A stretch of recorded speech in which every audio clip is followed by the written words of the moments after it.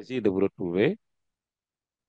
retrouver dans le cadre de vos cours en ligne proposés par la plateforme Takana Academy. Alors, je dois remercier donc tous les élèves déjà connectés et qui attendaient avec impatience un peu ce cours sur le théâtre, qui est un cours assez particulier parce qu'en fait, on aborde un domaine très particulier, c'est le théâtre. Le théâtre est un genre majeur. Il faut le dire, un genre majeur parmi les trois genres principaux de la littérature, mais un genre très complexe. Aujourd'hui, nous allons essayer de d'abord parler de la première phase, de la définition du moins, définition du théâtre. C'est quoi le théâtre? Définition du théâtre, n'est-ce pas? Et là, après définition, vous voyez, aujourd'hui, nous avons beaucoup de questions. Nous avons beaucoup plus insisté sur les questions, sur le document que vous voyez déjà. Et c'est pour permettre de contourner, d'avoir une idée très large, très globale de ce qui est convenu d'appeler le genre théâtral. Une définition, définir, c'est délimiter. Définir une chose, c'est dire ce que quelque chose n'est pas. Alors, disons que le théâtre. Alors, pour le définir, on va essayer de voir les trois principaux genres littéraires. Alors, nous savons tous que il y a ce qu'on appelle les trois genres majeurs. Les genres littéraires, il y a trois genres majeurs. Parmi les trois genres majeurs, maintenant, d'abord, nous avons la poésie, dans un premier temps. Nous avons le roman. Et enfin, nous avons le théâtre. Et si vous voyez le programme scolaire sénégalais, en terminale, on voit d'abord la poésie, après le roman, après le théâtre. Pour ce qui concerne en tout cas l'Académie de Dakar, voilà la progression qui a été proposée. En tout cas, au premier semestre, on a plus évalué sur le domaine de la poésie. Au deuxième semestre, les premières évaluations, vous voyez, c'est sur le roman. Et en fin d'année, on va aborder le théâtre. J'ai dit tout à l'heure que définir, c'est délimiter. Définir une chose, c'est dire ce que quelque chose n'est pas. Et vous savez donc, quelque part, en poésie, du moins, nous pouvons différencier roman, poésie et théâtre. Roman, du moins, et poésie. La poésie, c'est sur la forme, elle est conçue sur le vers. Le roman est conçu sur la prose, quand on parle de la forme. Et en réalité, disons que le théâtre, c'est la synthèse d'abord, parce qu'il y a des pièces de théâtre écrites sous forme de vers, d'autres pièces de théâtre écrites sous forme de prose. Alors, le vers, c'est un langage mesuré. La prose, c'est une phrase simple. Disons qu'une phrase sans mesure, sans parfois image, symbole et parabole. Alors que le vers a la caractéristique d'être un langage mesuré. On peut compter le nombre de syllabes d'un poème. Quand vous avez vu, donc on parle d'alexandrin, on parle d'octosyllabes, on parle de décasyllabes, parce que avec la poésie, nous avons un langage mesuré. Un langage mesuré. Pourquoi? Parce que le nombre de vers, on peut compter le nombre de syllabes des vers. Alors que dans un cas d'un roman, effectivement, le langage non seulement est simple, comme on l'a vu, accessible, mais surtout sans d'image et que véritablement, c'est un langage qui n'est pas non, non mesuré, qui n'est pas mesuré, puisque brutalement, on ne compte pas le nombre de phrases et le nombre de syllabes des phrases qui composent un peu cela. Alors que le théâtre, donc, est une synthèse de la poésie et du roman. Si on vous demande en quoi le théâtre serait une synthèse du roman et de la poésie, vous allez répondre simplement parce que il y a des pièces de théâtre écrites en vers, comme les classiques.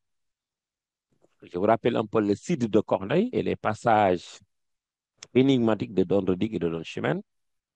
Rodrigue, il est vrai que quoi que ton ennemi, je ne puis te blâmer d'avoir fui l'infamie.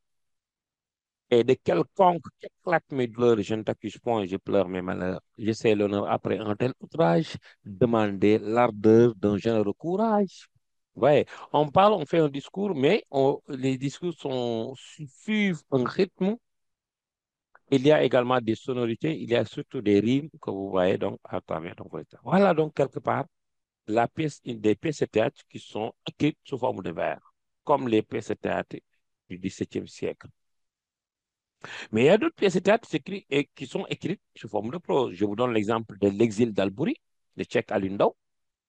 Ouais, c'est L'exil d'Albury, c'est une pièce de théâtre, il y a des dialogues, mais effectivement, il n'y a pas, ce n'est pas comme les pièces de théâtre classiques où on a des vers qui sont mesurés.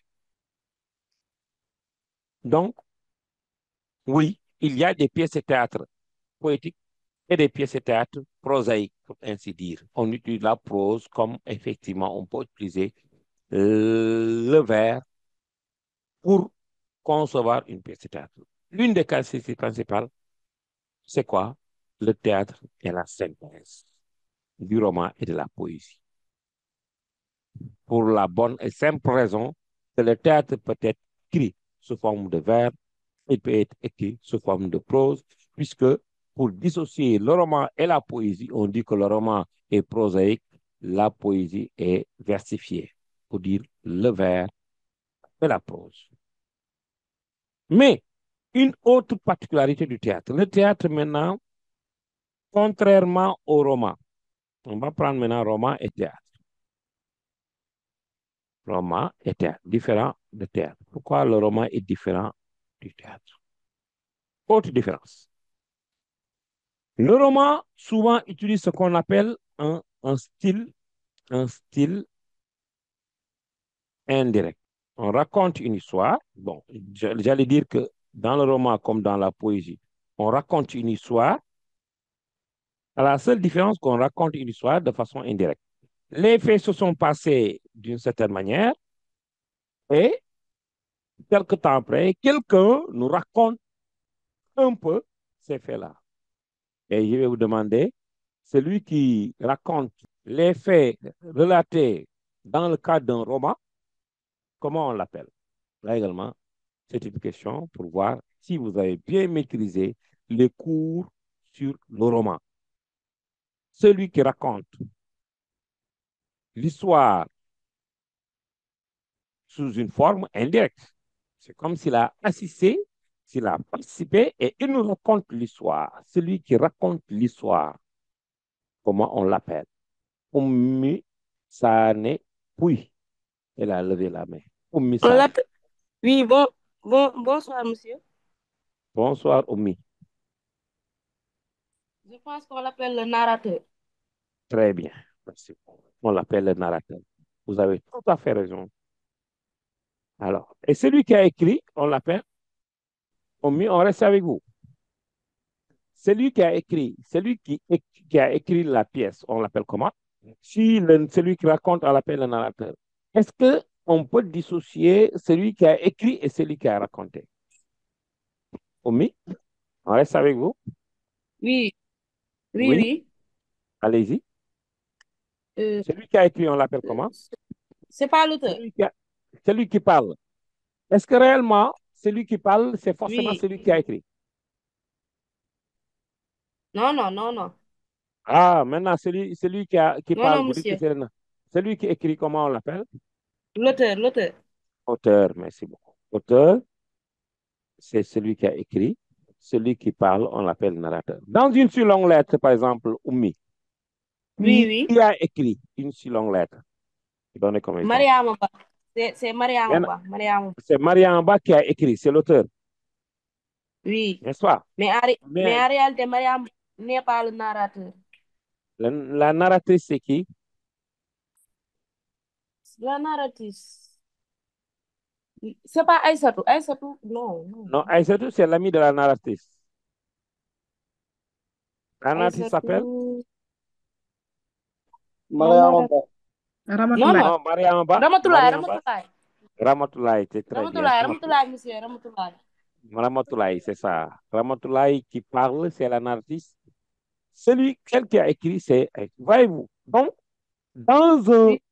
roman, l'histoire nous est racontée. On n'a pas été témoin des faits, on nous a raconté. Celui ou celle qui raconte, on l'appelle soit le narrateur, si c'est un homme, soit la narratrice, si c'est une femme ou une fille. Celui qui a écrit, on l'appelle l'auteur, ou celle qui a écrit, l'auteur avec eux, on peut voir. Maintenant, le roman diffère du théâtre. Pourquoi? Parce que dans le théâtre, on a un style direct. Alors que dans le roman, on a un style indirect. Alors, oui, Milan, tu as tout à fait raison quand tu me dis que, alors, mais on est dans le domaine d'un roman. Je disais dans un roman, celui qui a écrit, on l'appelle l'auteur, celui qui parle, on l'appelle narrateur. Mais on n'est pas encore dans le théâtre. D'ailleurs, voilà, on va revenir à vous. Bon, restons avec vous. Bon, tu as peut-être anticipé à la question. Dans le cadre d'une pièce de théâtre, il n'y a pas de narrateur. Le narrateur est presque, disons, absence de narrateur ou le narrateur est absent ou bien il n'y en a presque pas. Maintenant, celui qui écrit une pièce de théâtre, comment on l'appelle? Milan, puisque vous avez répondu par écrit. Mam Diao. Il y a aussi Ndayabsa qui a levé la main. Bonsoir. Bonsoir. C'est qui, Mam? Oui. Mam, allez-y. Celui, dans le cadre d'une pièce de théâtre, celui l'auteur, on l'appelle comment, en réalité? Le dramaturge. Le dramaturge. Si c'est un roman, comment on l'appelle? Romancier. Le romancier. Merci beaucoup. Vous avez tout à fait raison. Le dramaturge. C'est ce que Nilan Diouf avait dit tout à l'heure, mais elle l'a écrit. Dramaturge. Mais il n'y a presque pas de narrateur dans le cadre. Les faits sont racontés directement. On suit, on nous dit directement. On ne donne pas, on nous donne, on donne la parole directement aux personnages. Ici, les personnages, alors, prêtent leur voix, donnent leur voix, n'est-ce pas? Alors, au narrateur, dans le cadre d'un roman. Alors que dans le cadre de la poésie, les personnages, alors, prennent la voix. Ils ne vont pas prêter leur voix. Prennent la voix. Donc, c'est eux qui parlent. Ils ne vont pas prêter leur voix. Ils décident de prendre la. Donc, quand on parle de style direct et indirect, déjà une différence entre le roman et la poésie. Il y a une différence entre le roman et le théâtre.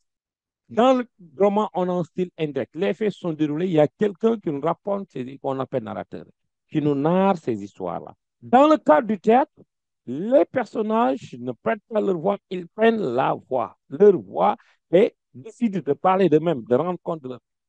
Donc, on parle de style direct et de style indirect. Déjà une différence. J'ai dit tout à l'heure que définir, c'est délimiter. Définir une chose, c'est dire ce que cette chose n'est pas. Définir revient à comparer. On a comparé ici roman, les trois genres, roman, poésie et théâtre. On sait que le roman se distingue par la prose, la poésie se distingue par le vers, le théâtre serait une synthèse, symbiose du vers et de la prose, donc du roman, de la poésie. Maintenant, une autre différence. Dans le roman, on raconte une histoire. Dans le théâtre, on raconte une histoire. Dans le cadre d'un roman, les histoires nous sont rapportées, d'où le narrateur. Dans le théâtre, les personnages décident de prendre la voix directement, d'où le site direct. Déjà une différence. Je vais dire maintenant une autre différence parce que différence entre donc, quelque part, poésie et théâtre. Même si nous savons qu'il y a ce qu'on appelle un théâtre versifié, mais il y a une différence entre la poésie et le théâtre. Si on parle du point de divergence entre roman et théâtre, on y a un point de convergence également. C'est-à-dire que dans les deux cas, c'est un fait, un événement ou une histoire qui est racontée. À la seule différence que, voilà, euh, voilà, Marie-Pierre, Chang, oui, wow, vous êtes un peu en retard, mais vous n'avez pas arrêté grand-chose, Marie-Pierre. Donc, vous prenez bien le train en marche et que, voilà, on est en train de, aujourd'hui, on parle du théâtre et que, effectivement, on est dans la définition du théâtre. Définir, c'est délimiter. Définir une chose, c'est dire ce que cette chose n'est pas. On est en train de voir la différence entre le roman d'abord et la poésie, le roman et le théâtre, la poésie et le théâtre, pour montrer un peu la différence entre les trois genres. Qu'est-ce qu'ils ont en commun? Qu'est-ce qui les différencie? Bon. Même si nous savons, comme on l'a dit tout à l'heure, qu'effectivement, il y a un domaine en partage, c'est le vers, parce qu'il y a beaucoup de pièces de théâtre diversifiées, surtout le théâtre classique. Mais il faut voir que entre la poésie et le théâtre, la poésie est dans la description. Les poètes font une description.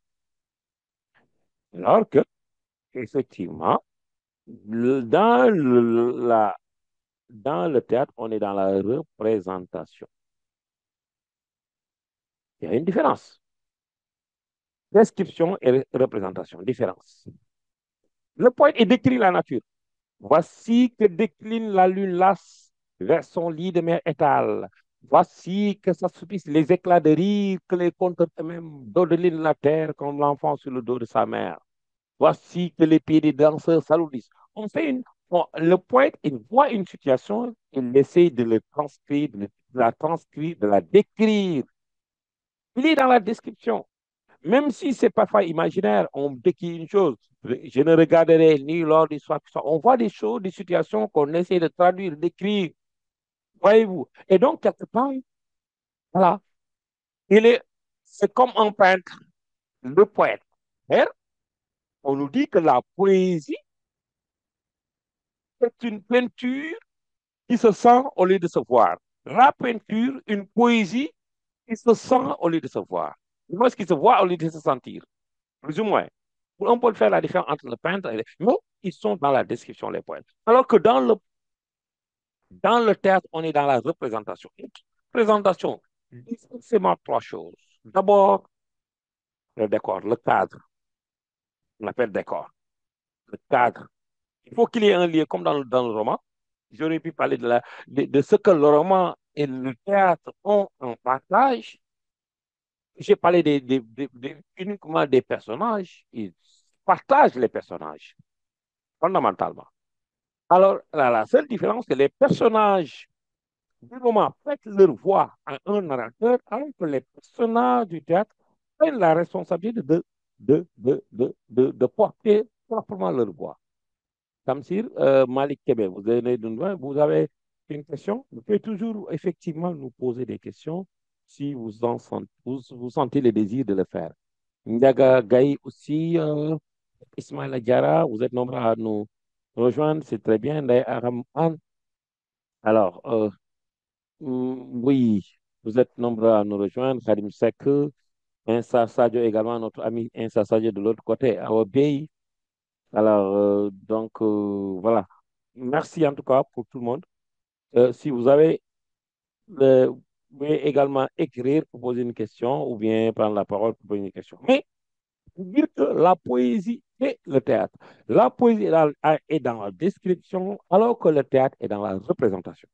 Les cadres qui parlent de cadres, qui parlent effectivement de personnages, comme dans le cadre là, du roman. Ils parlent également d'un, d'un- un espace. Quand on parle de cadre, d'espace, de décor, on parle donc de scène. J'allais insister un peu sur le terme scène, parce que le terme est dans la représentation. Ensuite, maintenant, il y a beaucoup d'autres choses. Mais quand on parle de représentation, et finalement, surtout, il y a le dialogue. Le théâtre se distingue par le dialogue. Dialogue veut dire, dit veut dire deux. Dit, c'est toujours deux. Dialogue. Même quand on parle de divorce, n'est-ce pas? Divorce, c'est dit, c'est deux. Dialogue signifie qu'il y a deux plaintes qui interagissent directement. Deux ou plusieurs personnages qui dialoguent, on échange. Et quand il parle de dialogue, on parle également d'échange de paroles. Dans le théâtre, on assiste à un échange de paroles direct. Échange direct. Et là, nous savons quand même qu'il y a une différence. Et cela va nous ramener à deux choses. Pourquoi le théâtre, les personnages du théâtre décident de porter pleinement leur voix sans les prêter? Merci Dabagay et bien d'autres élèves qui viennent de nous rejoindre. Alors, dire quoi? Que dans le cadre du théâtre, les deux personnes qui font un échange de paroles, alors, ils le font en suivant une tonalité, un ton. Oui, dans le théâtre, pourquoi vous voyez que quand on est dans le théâtre, on travaille la voix. Il y a des gens qui veulent avoir une bonne diction, une bonne élocution, une bonne intonation.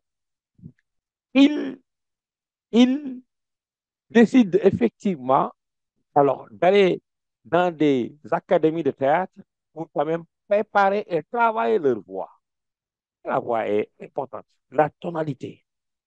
Regardez bien quand on représente parfois le théâtre pour monter le spectacle. Et si c'était, je ne vous le cache pas, j'ai un peu joué un peu de théâtre. J'ai été bon comédien. Par moment, il m'arrive la misère perdu également de jouer du théâtre. J'ai fait également, je ne vous le cache pas, toutes mes thèses sur le théâtre. Donc, le théâtre, je connais un peu, un peu. Modestement, je connais un peu de théâtre. Toutes mes thèses, c'est effectivement sur le théâtre. Je suis également scénariste, metteur en scène. C'est, peut-être, ne soyez pas surpris si vous me voyez maintenant dans les séries. J'ai tellement fui les séries pour ne pas apparaître sur les écrans finalement. Voilà. J'ai les mains liées parce qu'il y a beaucoup d'amis qui me reconnaissent dans le domaine et qui effectivement m'ont sollicité pour certaines pièces de théâtre. Je ne dirais pas, ne me posez pas de questions sur quelle série vous allez jouer, tout ça. J'ai en tout cas incarné des rôles dans certaines séries qui passent. Peut-être que vous allez voir prochainement. Alors, dit Madame Sek, oui, on reviendra sur les fonctions du théâtre. D'ailleurs, on est sur les définitions. Après, on reviendra sur là. Mais quand je parle de la tonalité, c'est pour que vous ne soyez pas surpris, que dans le théâtre, la voix est importante.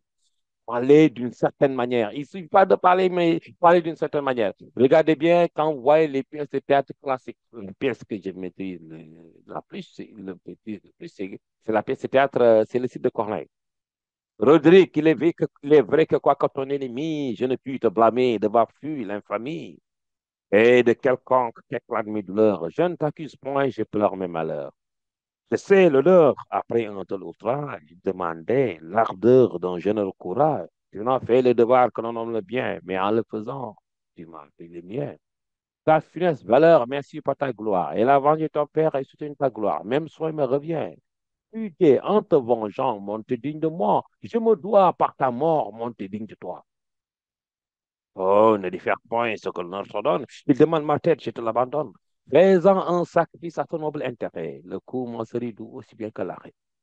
Voyez comment l'intonation, quand on joue sur la voix, l'intonation, la tonalité, le ton, parce qu'on veut créer un spectacle.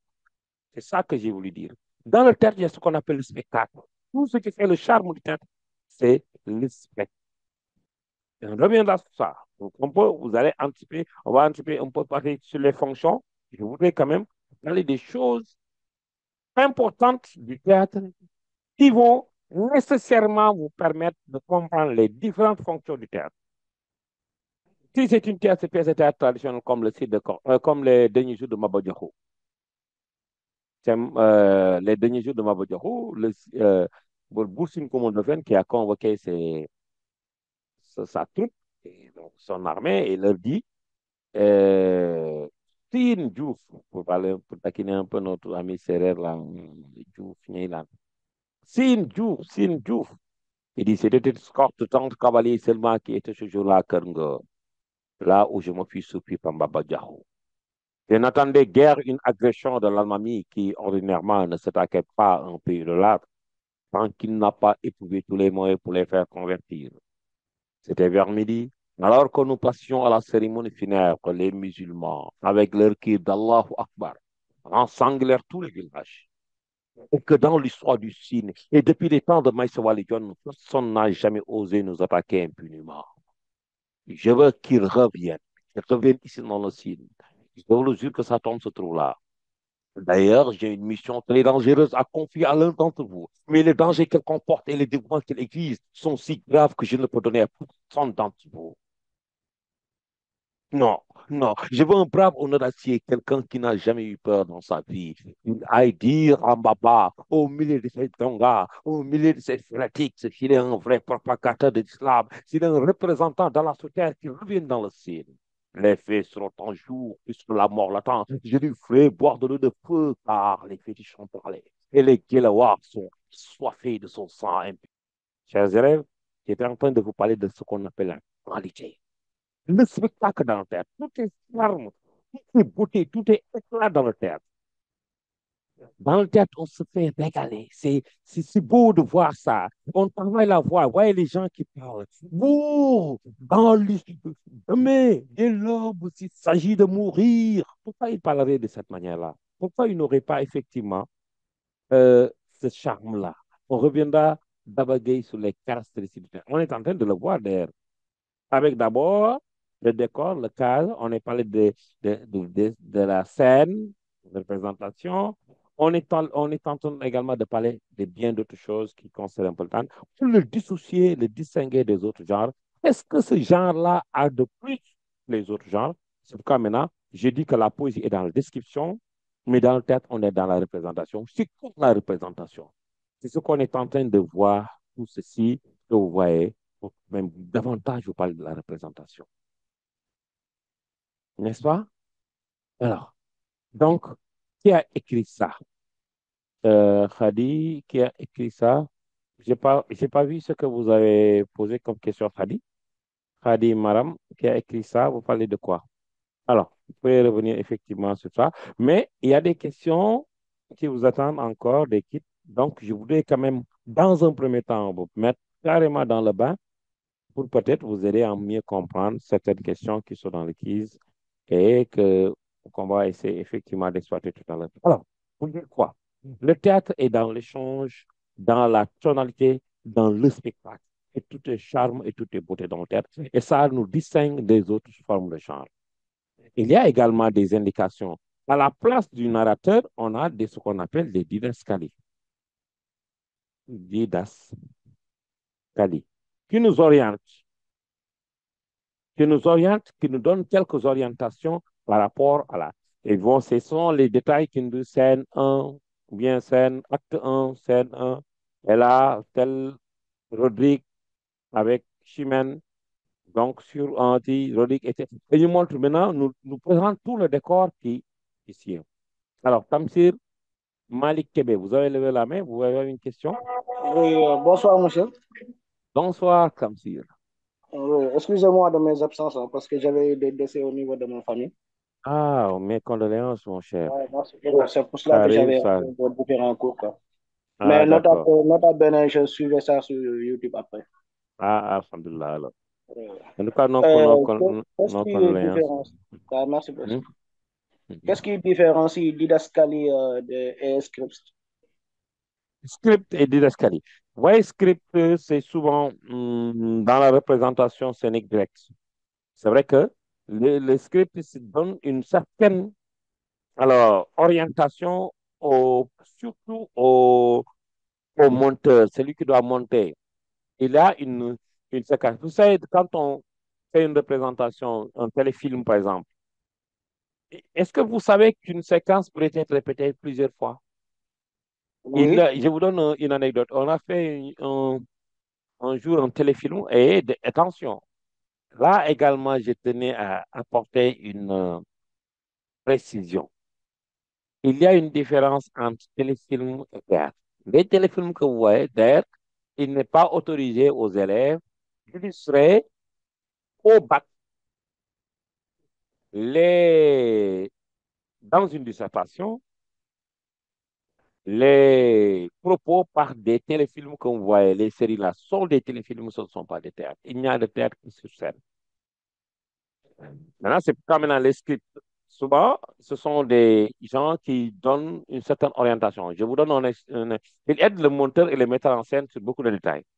Le script, par exemple, c'est celui qui veille au gain dans le cas d'un téléfilm pour ce que détail soit à sa place. Imaginez, par exemple, c'est arrivé, je ne sais pas si vous avez suivi, un jour un téléfilm où Balla Gaye faisait, en fait, devait effectivement incarner un rôle. Ouais, si le script n'est pas assez vigilant, le Balla Gaye, parce qu'on a répété plusieurs fois la scène, cette scène-là, Balla Gaye sort de son véhicule avec un foulard sur la main, il marche quelque part, après on ne voit plus le foulard, il, quand il est assis, on voit également le foulard. Ça veut dire que c'est une scène qui a été répétée plusieurs fois.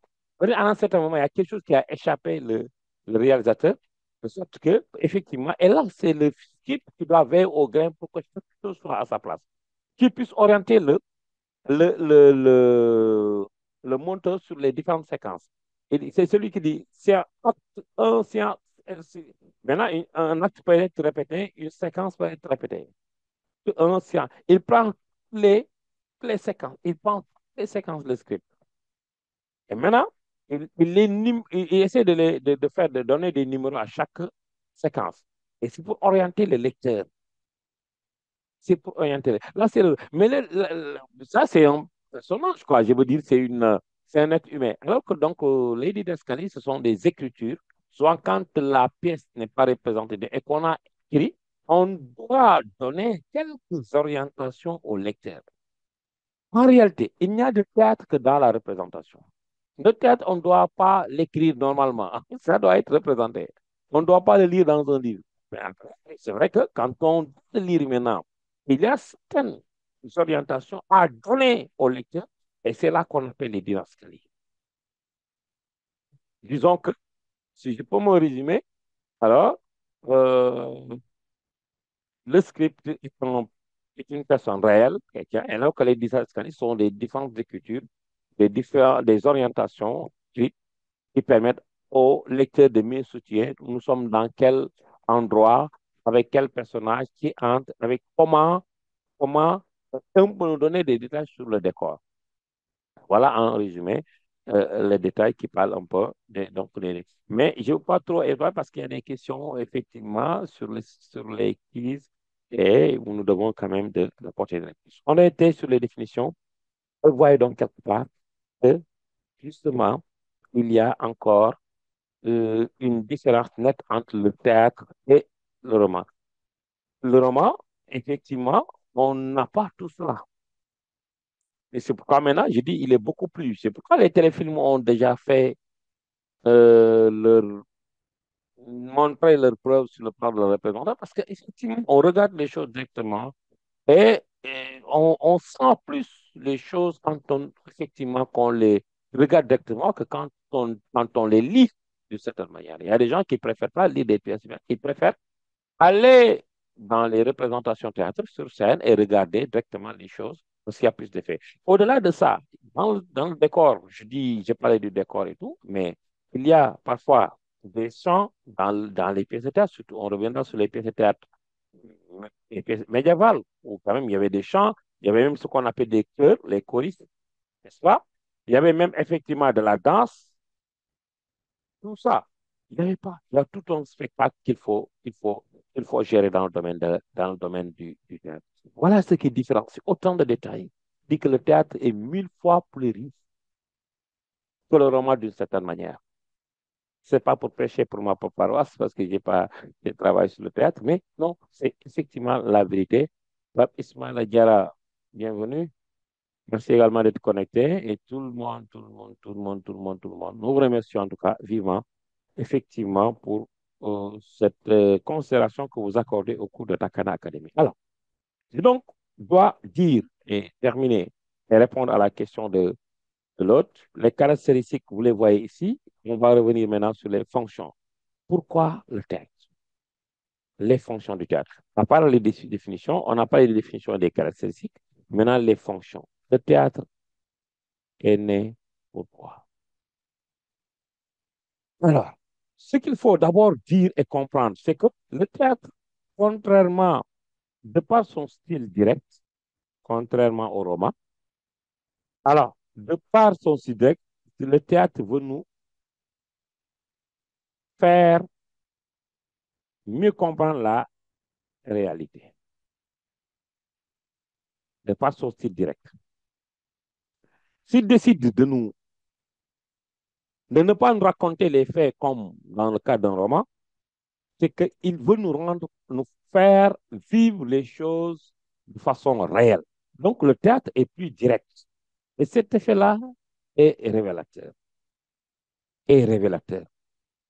Alors, et ça détermine donc l'une des fonctions principales. Est-ce que le théâtre est né pour, pour éduquer, pour orienter, pour former, pour sensibiliser, pour moraliser. Voilà. Le théâtre, c'est ça sa vocation. Informer, orienter, sensibiliser, moraliser. Bon, j'allais dire que éduquer et moraliser, peut-être c'est la même chose. Mais c'est ça la vocation du théâtre. Dans le théâtre, et là où je vais vous dire, on reviendra sur les sous-genres du théâtre, il y a deux choses. Il y a quelqu'un qui incarne le bien, un personnage qui incarne le bien, ou les personnages qui incarnent le bien, et d'autres personnages qui incarnent le mal. Là, les personnages qui incarnent le bien, au début, ils sont dans la position de faiblesse. Et que les personnages qui incarnent le mal sont dans la position de la force. À la fin de l'histoire, maintenant, celui qui incarne le mal va connaître une fin malheureuse, d'où la tragédie. La tragédie n'est rien d'autre qu'une pièce de théâtre qui a une fin malheureuse. La fin malheureuse, c'est pas ça fait quoi? La mort, la chute, le déclin, le suicide, comme dans Phèdre de Jean Racine. Voilà. Maintenant, le personnage qui incarnait le bien, à la fin de l'histoire, il va tout simplement triompher. Il aura la gloire, il aura la réussite. Contrairement au personnage qui incarnait donc le mal. Alors, qu'est-ce qu'on appelle effectivement comédie donc? Comédie, contrairement à la tragédie, c'est qu'à la fin du moment, la fin est heureuse. C'est pas un théâtre qui peut nous faire rire, contrairement à ce que beaucoup pensent. Mais quand la fin est heureuse, on parle de comédie. Il y a un autre genre qu'on appelle la tragique, Comédie. la comédie. Voilà, ceux qui ont comme la tragicomédie. Le spécialiste de la tragicomédie, c'est Corneille. On reviendra sur Corneille et le site. Il y a donc les sous-genres, la tragédie, la comédie et la tragicomédie. Mais ce qu'il faut dire, pourquoi le théâtre éduque, oriente? Parce que tout simplement, dans le théâtre, la finalité, pourquoi on nous met en situation directe? C'est pour qu'on puisse vivre les choses et les sentir. Parce qu'il y a dans le théâtre médiéval quelque chose qu'on appelle la catharsis. La catharsis. C'est l'art de faire réveiller de vives passions, de vifs sentiments. La catharsis. De faire réveiller les vives passions, les sentiments les plus vifs. Ce qu'on appelle la purgation des mœurs. purgation des mœurs. Qu'est-ce que cela veut dire? Alors, on se rend compte que l'homme, naturellement, ne se concentre que dans la contrainte. En temps de paix, on ne peut pas savoir qui est qui et qui fait quoi, qui peut quoi. On peut se permettre de se valoriser. Mais il suffit qu'une situation tragique, malheureuse vienne, on va voir maintenant qui est qui et qui fait quoi, qui mesure quoi. Et souvent, dans le théâtre surtout médiéval, tous les personnages d'abord qui se laissent incarner, qui se laissent dominer par leurs pulsions et les désirs, sont des personnages qui ont des fins malheureuses. Toutes les personnes qui incarnent le bien auront une fin heureuse, d'une certaine manière. Donc, toujours le caractère didactique que je veux expliquer. Mais, pourquoi la catharsis, l'art de faire rêver des vifs sentiments? Les sentiments, c'est soit la peur, la crainte, la pitié. C'est comme si nous, s'il n'y a pas de sentiments de peur, de crainte et de pitié, on ne se concentre pas. La preuve, c'est quoi? On nous a, par exemple, parlé d'un téléfilm qui passait dans les chaînes de télévision, je pense que sénégalaise. Il y avait, par exemple, on représentait un personnage qui s'appelait Hassan et qui n'a pas prié, qui a oublié de prier ou bien qui a refusé de prier. Son père lui est venu lui dire, demander de prier, il a refusé. Et il se mettait à écouter de la musique. Qu'est-ce qui se passe après? Automatiquement, Hassan, alors qu'il était sur le point de somnoler, de dormir, il y a l'ange Gabriel qui vient et qui décide de prendre son âme. Et quelque part, on a représenté l'ange Gabriel de façon monstrueuse, diabolique, au point que beaucoup ont eu peur. Est-ce que c'est l'effet qui recherchait la peur ou bien la crainte? Et pourtant, l'effet que cela fait, ce téléfilm, c'est quoi? Juste après le visionnage de ce téléfilm, il y a beaucoup de filles qui ne priaient pas, qui se mettent maintenant à prier. Beaucoup de garçons qui ne priaient pas, qui se mettent à prier. Et même des filles se sont voilées pour avoir regardé cette pièce de théâtre. Ce téléfilm, c'est pas une pièce de théâtre, c'est un téléfilm. À ne pas confondre avec une pièce de théâtre. Mais dans tous les cas, qu'est-ce qui a fait l'effet? C'est le fait de représenter un personnage qui incarnait le bien, le mal. On lui a demandé de prier, il n'a pas prié. Et à la fin, maintenant, il a eu faim. Et qui est venu? On a pris l'ange Gabriel, un être monstrueux qui est venu maintenant prendre son âme avec tout ce que les commentaires, effectivement, que vous avez vus. Sur quoi?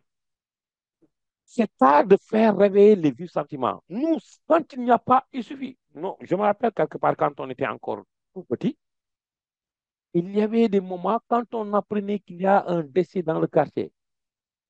C'est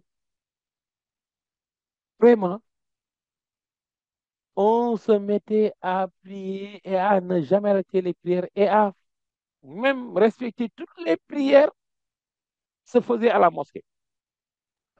Parce qu'on se dit, boy, ça va, il y a un coup décédé. Il est, boy, boy, boy, boy, nan gaaw jaamu yàlla. Et c'est ce qu'on dit. Oh, boy, nan gaamu yàlla, boy, dee day ñëw de, boy. Et c'est comme si nous, on ne se concentre que quand il y a ces situations-là. Les dramaturges ont compris ce côté de chez l'homme, que l'homme ne se concentre que dans la contact, et ils nous mettent dans des situations aussi, pour nous amener à se concentrer sur l'essentiel.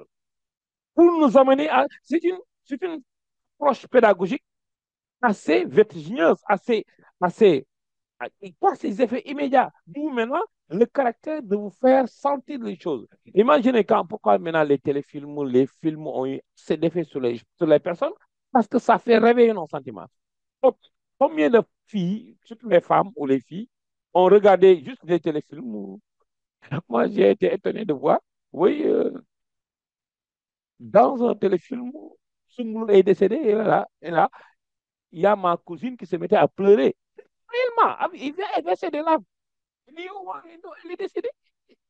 Il dit, oh, mais c'est un téléfilm. Non, mais oui, mais c'est douloureux. Je ne comprenais pas. Et là, voilà le charme du théâtre. Le charme du théâtre, c'est quoi? C'est toute la représentation vise à réveiller chez nous de vifs sentiments qui nous poussent à nous concentrer sur l'essentiel.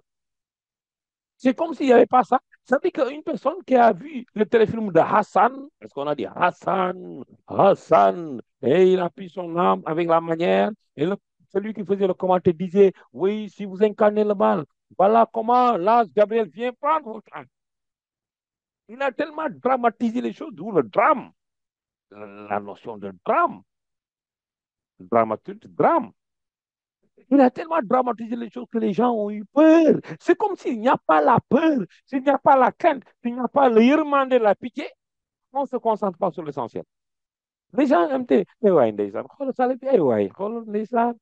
Pourquoi les gens ont eu pitié, par exemple, de ce conducteur de d'âne là? Il y avait une course d'âne. Et là, tout le monde parle de, je sais pas, Sanjay ou les gens ont eu peur parce que oui, ah, ndeysaan, jirim la yaayam yaayam dafa gaañu, dafa diw, etc. Ndeysaan, et là, effectivement, les gens ont cotisé beaucoup d'argent pour. Il y a plus de talibés dans ce Sénégal-là.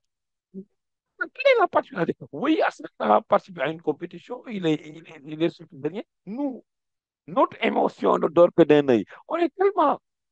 Il y a ces germains-là, et je vous dis, le dramaturge joue sur ça pour réveiller les sentiments, les vives passions, les vives alors, passions pour nous pousser à se concentrer sur l'essentiel. D'où la tragédie.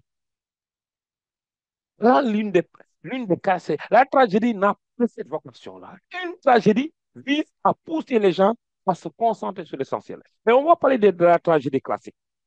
Regardez bien, et je vous le dis, notez ça. Les pièces de théâtre classique, dans toutes les pièces de théâtre classique donc, du XVIIe siècle,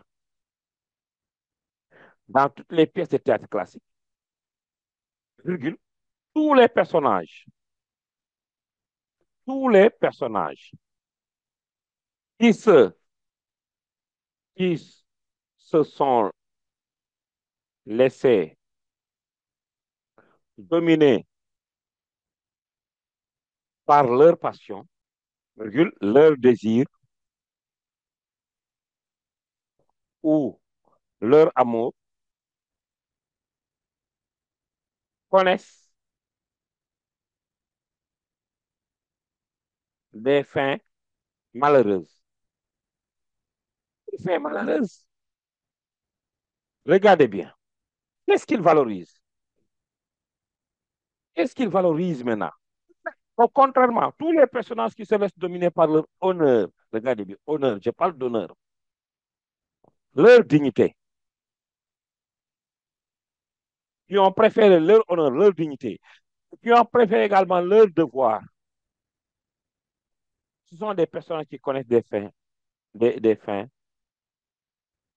heureuses. Regardez bien, ça signifie quoi? Quand tu incarnes le bien, tu auras toujours le bien à la fin.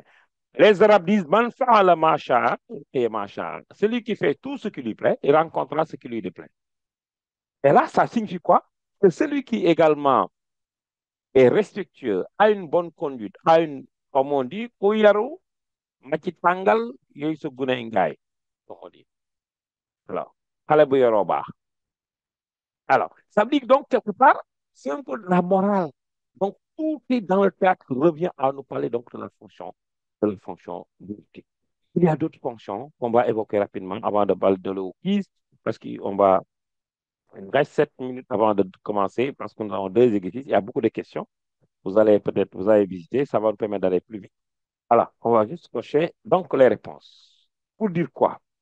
Si, par exemple, le théâtre principalement est didactique, donc, il faudra comprendre, Manefal, vous dites désolé pour le retard. Oui, vous n'avez pas beaucoup raté, hein? Bon, on est en train de répéter pour que pour vous permettre un peu de comprendre.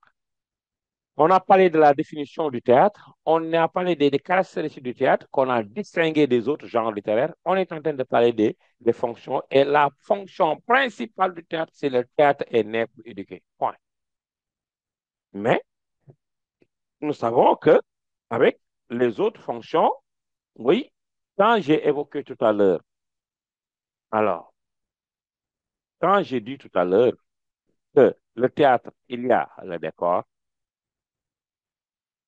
il y a le cadre, comme on dit, il y a les habits du théâtre, on les appelle les costumes.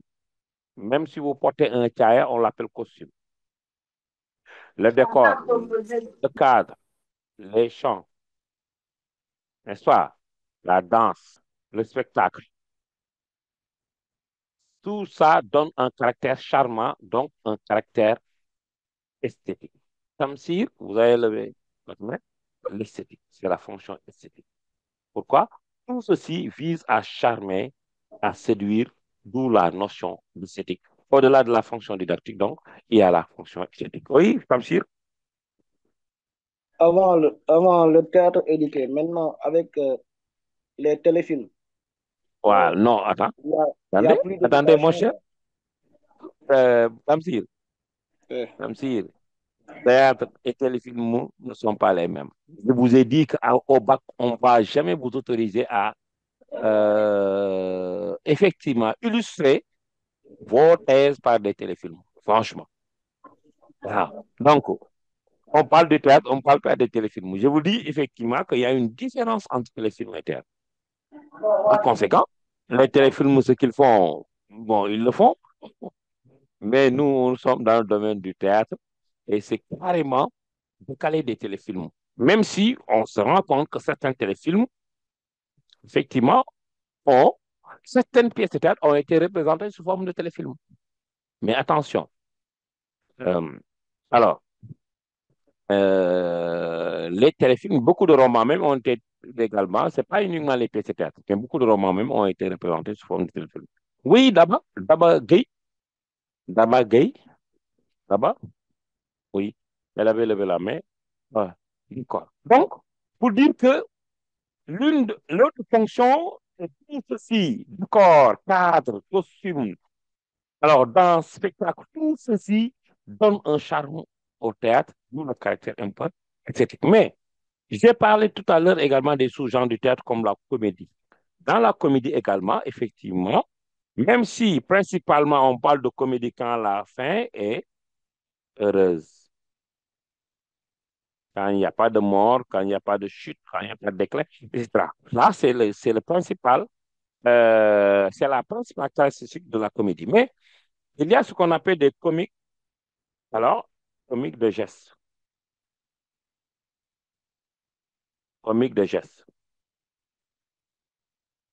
Il y a également des comiques de situation.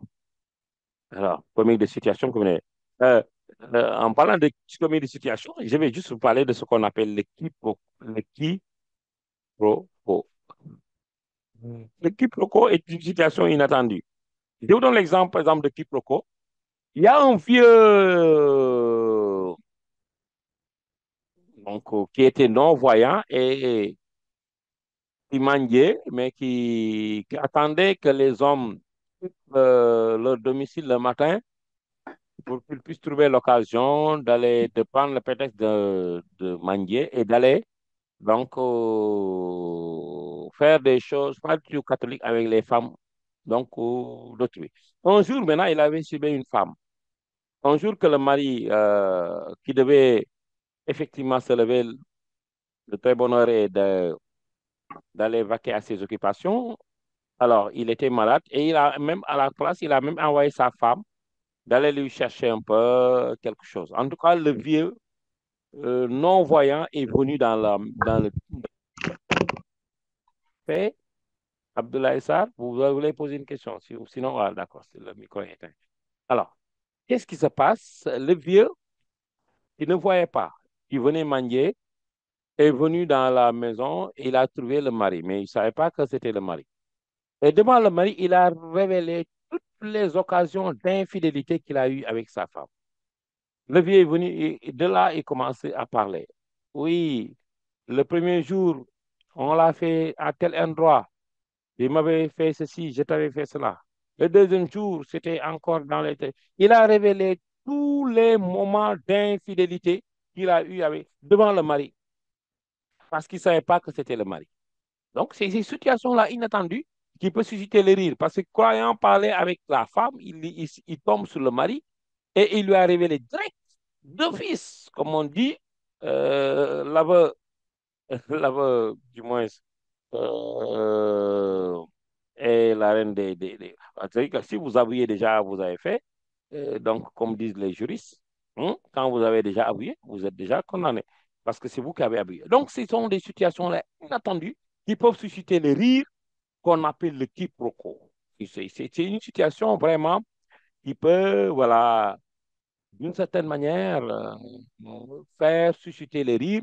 Parce que dans la comédie, il y a deux situations de rire également. Quand on parle de comédie de situation, il y a ce qu'on appelle l'ironie, qui peut vraiment être une situation qui peut susciter le rire. Il y a également une autre situation qu'on appelle l'humour. Mais l'humour diffère de l'ironie. L'ironie, c'est le fait de représenter une situation en suscitant le rire. Là, c'est voulu, c'est intentionnel dans l'ironie. Alors que dans l'humour, c'est le fait de représenter un personnage ou une situation avec un détachement et un sérieux apparent qui suscite le rire. C'est-à-dire que ça, ce sont les humoristes. Ils sont tellement sérieux dans le rôle que c'est ce sérieux-là qui va susciter le rire. Imaginez, par exemple, un humoriste, par exemple, comme Koucha. Quand il se met à représenter, par exemple, un personnage, il est tellement sérieux, c'est comme si c'était lui. Il se confond tellement au personnage de cette autorité-là. C'est ça, ce détachement et ce sérieux-là qui va susciter le rire. C'est ça l'humour. Alors que l'ironie, on cherche à faire rire, on le met, même nous-mêmes en le faisant, on rigole. Et ça, l'ironie, et c'est le fait maintenant de se moquer d'une situation en suscitant des rires. Autant de choses qui montrent qu'effectivement, le théâtre, effectivement, a une fonction ludique. Le théâtre est distractif par sa fonction, par son genre comique de la comédie. Le théâtre est ludique. Ludique par conséquent par rapport à tout ce qui est distraction, tout ce qui est amusement et distraction. Distraction et amusement. Pourquoi? Parce que dans le théâtre, il y a beaucoup de situations, on dit comique de gestes, comique de situation, comique de parole. Il y a comique de parole, par des paroles, effectivement, comique de parole. Par des paroles également, on arrive à susciter les rires, n'est-ce pas? Il y a beaucoup de comédiens aujourd'hui, mais c'est là qu'on appelle comédien. Même un comédien, ce n'est pas uniquement celui qui peut faire rire, hein. Mais un comédien, c'est un artiste de théâtre, comique de parole, comique de parole. Les comiques de parole également, ce sont des paroles qu'on lance pour quand même susciter le rire. Parmi les comiques de parole, il y a ce qu'on appelle le lapsus. Bon, le lapsus, alors, euh, quelqu'un qui veut dire une chose et qui dit parfois le contraire de ce qu'il pense, effectivement. Alors, on dit qu'un vieux dans une pièce de théâtre l'a voulu dire. Alors, formuler des prières, mais dans sa conscience, il y avait l'argent. Au lieu de dire maintenant, alors, faites 10 Kul Wallahu, il a dit en Wolof, ñu jàng kon fukki dërëmu Kul Wallahu ak benn. Au lieu de dire maintenant fukki Kul Wallahu, fukki dërëm. Déjà, le fait maintenant que cette parole-là lèche, d'une certaine manière, un lapsus, peut-être dans sa conscience, il y avait le dërëm, il y avait le xaalis. Et au lieu de dire fukki Kul Wallahu ak benn, il dit fukki dërëm Kul Wallahu. Je sais que xam naa ne séeréer la. Mbokkum ñilaan la. Donc, nous remercions Binta, Awa Bey, Abdoulaye Sarr, Aïssatou Sambou, voilà, vraiment, euh, pour nous avoir, pour être donc vraiment fidèles sur les plateformes de Takana Academy. Nous vous remercions vivement. Alors, pour dire quoi? Que voilà, le théâtre également, non seulement éduque, le théâtre également est beau comme la fonction esthétique, le théâtre également est carrément ludique, surtout par sa fonction effectivement, par son sous-genre de la comédie. Mais le théâtre également est très critique pour la fonction militante du théâtre. On va terminer avec ça. Fonction militante. Alors, Mané Fall, Monsieur, militante du théâtre. Oui, Mané, bonsoir. S'il vous comment tu plaît, devrais... si vous pouvez descendre un peu sur ce Ah, que dans ce que vous disiez que hmm, Mhm. dans une pièce de théâtre classique, tous les personnages qui sont laissés dominer par leur Dominés passion.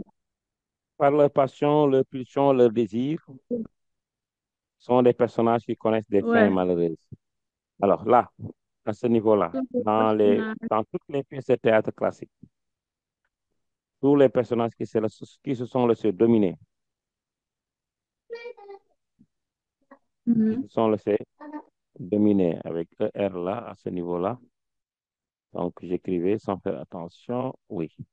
Dominés par leur pulsion et leur désir, par leur passion, leur désir, leur amour, hmm, connaissent des fins malheureuses. Des fins malheureuses, n'est-ce pas? Avec S. Connaissent des fins, donc des fins malheureuses. C'est bon? Ok, c'est bon, ouais, merci. OK. Donc, c'est comme ça pour montrer un peu le caractère didactique et effectivement de ce principe. Maintenant, pour la fonction, effectivement, on va terminer avec la fonction militante pour aller donc répondre aux questions qui sont nombreuses sur les quiz. Alors, militante, le théâtre a une fonction, disons, critique. Alors, en réalité, je vais vous dire, quand on parle de la tragédie était réservée pour les personnalités, les pièces de théâtre classiques. Dans les pièces de théâtre, quand on parle de la tragédie, c'est pour les personnes, pour les personnalités, les autorités. Parce qu'on emploie un langage soutenu, on emploie un ton, ouais, le langage, la façon de parler, la tragédie. Et d'une certaine manière, donc, on incarnait parfois. Mais cette fonction avait une fonction quelque part politique. Politique. Hein. Parce que puisqu'on parlait des autres, on parlait aux autorités, donc les morales ou les orientations qui étaient visées un peu à un peu parler à ces gens-là. Et là, l'orientation critique, c'est quoi? Tous les gens parfois vicieux, d'où le caractère quelque part, on reviendra sur ça, les gens vicieux qui abusaient un peu, abus de pouvoir, étaient, étaient effectivement désignés. Et là, les personnalités, les pièces de théâtre où véritablement, euh, surtout dans la tragédie, je peux prendre donc quelque part, si vous voyez l'histoire de Jean, d'abord depuis Antigone de Jean Anouilh ou bien Antigone de Sophocle. Parce qu'Antigone, c'est d'abord Sophocle qui l'a écrit depuis l'Antiquité. Sophocle. Il y a Antigone de Jean Anouilh, on revient à ça, mais Antigone de Sophocle. Alors, ouais, quand tu vois, c'est carrément une question politique. Parce que, alors, Antigone, le personnage, l'héroïne donc de cet ouvrage, ne voulait pas qu'on réserve à son frère, effectivement, une fin aussi tragique, quoi. De faire traîner son, de faire traîner effectivement son cadavre partout dans le pays. Et il a défié carrément le roi. Elle a défié le roi. Elle a montré preuve, donc, quelque part de bravoure, oui, pour dire critiquer la façon de gérer parfois certaines situations. Le roi a voulu réserver en telle sorte à son frère, que son frère a eu, le roi a eu tort, même s'il est mort, il a eu tort pour corriger et donner une leçon. Même s'il est mort, et traîner son cadavre partout dans le pays, c'est parce que tout simplement, effectivement, c'est pour donner une leçon à tout le monde. Il a voulu effectivement corriger les choses de certaine manière. Sauf que il y a une femme qui dit qu'elle n'est pas d'accord de cette façon-là. C'est comme si parfois, corriger certains vices quand on a beaucoup de pouvoir, on a tendance à en abuser et à faire des choses. Quelqu'un qui est déjà mort, voudrez-vous effectivement traîner dans la boue son cadavre partout pour dire que vous allez donner une leçon à toutes les autres personnes? Ce fait étant abusif, effectivement, ça démontre, ça dénonce l'autorité parfois exagérée quand on a pour plus de pouvoir, surtout les pouvoirs politiques, on veut en abuser. Et cet abus est à dénoncer. D'où le caractère parfois militant.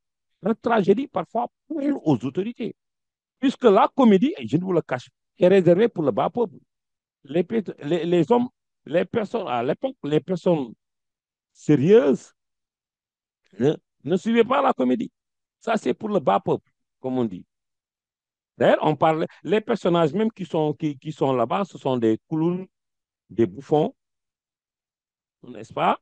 Alors, on parle de, si je vous parle des fourberies de Scapin, alors ce sont ce qu'on appelle des bouffons, donc des personnages un peu fous, des personnages qui ont une certaine folie, donc effectivement, qui font des grimaces, qui sautent, etc. Comme on appelle des bouffons. Les bouffons ont en fait, ont ce caractère-là. Quand vous suivez, quand vous avez lu, par exemple, les fourberies de Scapin, être un fourbe, c'est être un trompeur, les fourberies d'Escapin, Scapin. Alors, vous regarderez donc quelque part que ce sont euh, des, des personnages de bas niveau, mais quand on veut parler carrément de quelque chose de sérieux, et quand on veut dénoncer, vitalement, on représente effectivement ce genre de... Il y a également dans les pièces de théâtre, surtout quand on parle euh, l'exemple de l'exil d'Albury, on va parler d'un coup de ça, ou quand même, vous voyez, c'est le personnage d'Albury qui est représenté, de cette manière, de Cheikh Alindao. Et là, avec ses décisions, Albury a décidé de... Bon, on a parlé d'exil. Il y a des gens qui parlent de fuite. L'auteur a voulu d'abord corriger, qu'il dit que ce n'était pas une fuite. Jambar Daoul de Fautidore. Et donc, l'exil d'Albury, quand les Blancs l'ont traqué, il est allé, alors, justement, chercher de l'aide, donc, voilà, demander aux uns aux autres de faire fédérer leurs forces aux autres rois pour quand même affronter qui avait le blanc qui avait une supériorité militaire, une supériorité même technique, qui avait des canons, des fusils, etc. Voilà ce qui fait un peu cet aspect-là. Donc, vous, le caractère un peu, on pourrait en parler. On peut parler même du théâtre du XXe siècle ou avec le théâtre de l'absurde. On reviendra sur Albert Camus, où véritablement il y a beaucoup de choses à voir. Mané, vous avez levé la main, mais Oui, je veux vraiment qu'on entame un peu, qu'on qu'on va aux exercices et qu'on essaie d'exploiter les textes. Mais vous pouvez donc poser votre question, s'il vous plaît. l'exil d'Albury, c'est une pièce de théâtre. C'est une pièce de théâtre. L'exil d'Albury, c'est une pièce de théâtre. C'est Cheikh Ali Ndaw qui l'a écrit. L'exil d'Albury. Il y a un passage où Albury dit, il y a Samba, le griot d'Albury, qui faisait un bain mystique à Albury et qui disait à Albury dans le passage, Albury, il dit, oui, il lui dit, qui faut-il être? Il lui dit le feu. Quoi? Il lui dit, le feu, c'est l'étincelle que taquine l'enfant dans l'âme, la chaleur qui revigore nos membres en novembre, la belle flamme qui salue le ciel quand l'aube salue. Mais le feu ruine. D'abord, c'est un monstre qu'on n'aime pas. Albury, qui faut-il être? Il dit la pluie. La pluie, parce qu'elle est belle comme les larmes de joie, sereine comme des ruissons de printemps. La pluie est tonnerre, torrent, foudre qui tue. Albury, qu'il faut être? Il dit le vent. Pourquoi? Parce que le vent caresse comme la voix d'une femme, s'infiltre, verse comme les ruisseaux de printemps. Mais terrible, il déracine, il emporte, il est douceur, il est violence. Donc, c'est une pièce de théâtre. Voilà, ouais, les dialogues déjà. Samba qui parle à Albury, Albury qui répond, etc. Vous voyez, donc, c'est une véritable pièce de théâtre où on a représenté le personnage d'Albury. On a effectivement expliqué sa décision courageuse face à la supériorité technique des Blancs. Il a cherché l'exil pour aller nouer un partenariat, fédérer, demander aux autres rois de conjuguer ou de fédérer leurs forces pour faire face à ces supériorités techniques-là des Blancs. Voilà donc quelque part l'exil d'Albury comme une pièce de théâtre. C'est bon, maintenant on passe à l'exercice 1, si vous le permettez bien. C'est bon, il n'y a pas d'autres questions? Oui. Voilà. On vous dit maintenant de cocher la bonne réponse. Donc, on vous a proposé au moins plusieurs réponses. Et si vous avez bien su, vous pouvez donc répondre convenablement aux différentes questions. Alors, la première question, c'est qu'est-ce qu'une didascalie? On a trois réponses. On va choisir la bonne. Une didascalie est une réplique chantée. Une didascalie est une indication scénique. Une didascalie est un dialogue entre deux personnages. Quelle est la bonne réponse? Tamsir, Malik Kébé. Vous avez levé la main. Un dialogue entre deux personnes. Ah, didascalie, mon cher Malik. Insa, Insa ou Dabagay. Une indication Bonsoir. pour... Ah, c'est une indication scénique. Je l'ai expliqué tout à l'heure. Je ne sais pas si vous avez suivi Tamsir. C'est une indication, on donne une certaine orientation à celui qui lit. Tout à l'heure, quelqu'un a posé la question sur le script et la didascalie, ou les didascalies. Je dis de maintenant, une didascalie, c'est une orientation. C'est le lecteur, on a besoin de l'orienter, de lui donner quelques orientations. Oui, Tamsir, vous avez levé la main? Donc, on va dire que, est-ce que comment l'auteur, celui qui entre, quel acte, quelle scène, et celui qui il est habillé comment, il est accompagné de qui, hein, et il se sert de quoi, etc. Il est assuré. On peut toutes des informations visant à donner au lecteur quelques des orientations, ce qu'on appelle une didascalie, une indication scénique est la bonne réponse. Deuxième question. Quel auteur a écrit le Cid? Quel auteur a écrit le Cid? On a ici Molière, on a Pierre Corneille, on a Victor Hugo. Abdoulaye Sarr? Abdoulaye? Monsieur, Oui, Mohamed Baye, ou bien c'est Mané? Je crois que c'est c'est Pierre Corneille. C'est c'est Pierre Pierre Corneille. Corneille. C'est Pierre Corneille. Oui, c'est Oui. Oui. Pierre Corneille qui a écrit. On parle même du Cid de Corneille. C'est Pierre Corneille. Vous avez tout à fait raison. Alors, est-ce que, Rodrigue, je vais poser une question sur ça qui va me répondre. Rodrigue, quels sont les personnages que vous connaissez de Rodrigue, si vous avez lu? Abdoulaye Sarr, Mané ou Aïssatou Sambou? Quels sont les personnages que vous connaissez? Il y a une belle histoire d'amour dans le Cid. Vous ne connaissez pas les personnages. Il y a Monsieur, une belle histoire. Khadijatou, oui. il y a Don Rodrigue, Il y a Don Rodrigue, Chimène, Don Chimène, Don Jack. Don Jack. Oui. Et C'est vrai que je comprends. le père de Don Chimène s'appelle comment? Le père de la fille de Don Chimène s'appelle Don Don Gormez. Don Gormez, c'est ça. Merci, Khadijatou. Oui, et l'histoire, c'est quoi? L'histoire, c'est une belle histoire d'amour. Qui peut résumer l'histoire rapidement? C'est une pièce de théâtre très intéressante, où la notion de l'honneur, honneur, de dignité dont on parlait, n'est-ce pas, euh, sont vraiment les, les thèmes, les thèmes phares. Aïssatou Sambou, oui. Aïssatou, oui. Vous avez levé la main. Alors, donc, dans cette histoire, c'est, alors, le roi qui devait désigner entre Don Rodrigue, Don Jet et Don Gormez, les deux bras droits du roi. Le roi devait désigner quelqu'un qui va assurer la formation du prince héritier. Et qu'est-ce qui se passe? Aïssatou Sambou? Aïssatou? Aïssata Sambou. Vous avez levé la main. Vous connaissez l'histoire? Oui. Le roi a choisi Don Jack au détriment de Don Gormez. Don Gormez n'était pas content. Il a attendu la fin pour gifler Don Jack. Don Jack cria: oh, race au désespoir, ô vieux ennemi, n'est-ce point tant vécu que pour suivre cette infamie, etc. Et qu'est-ce qui se passe? Don Jack est allé voir son fils Rodic pour lui dire: allez me venger. Va, cours, voile et me venge. Gradation.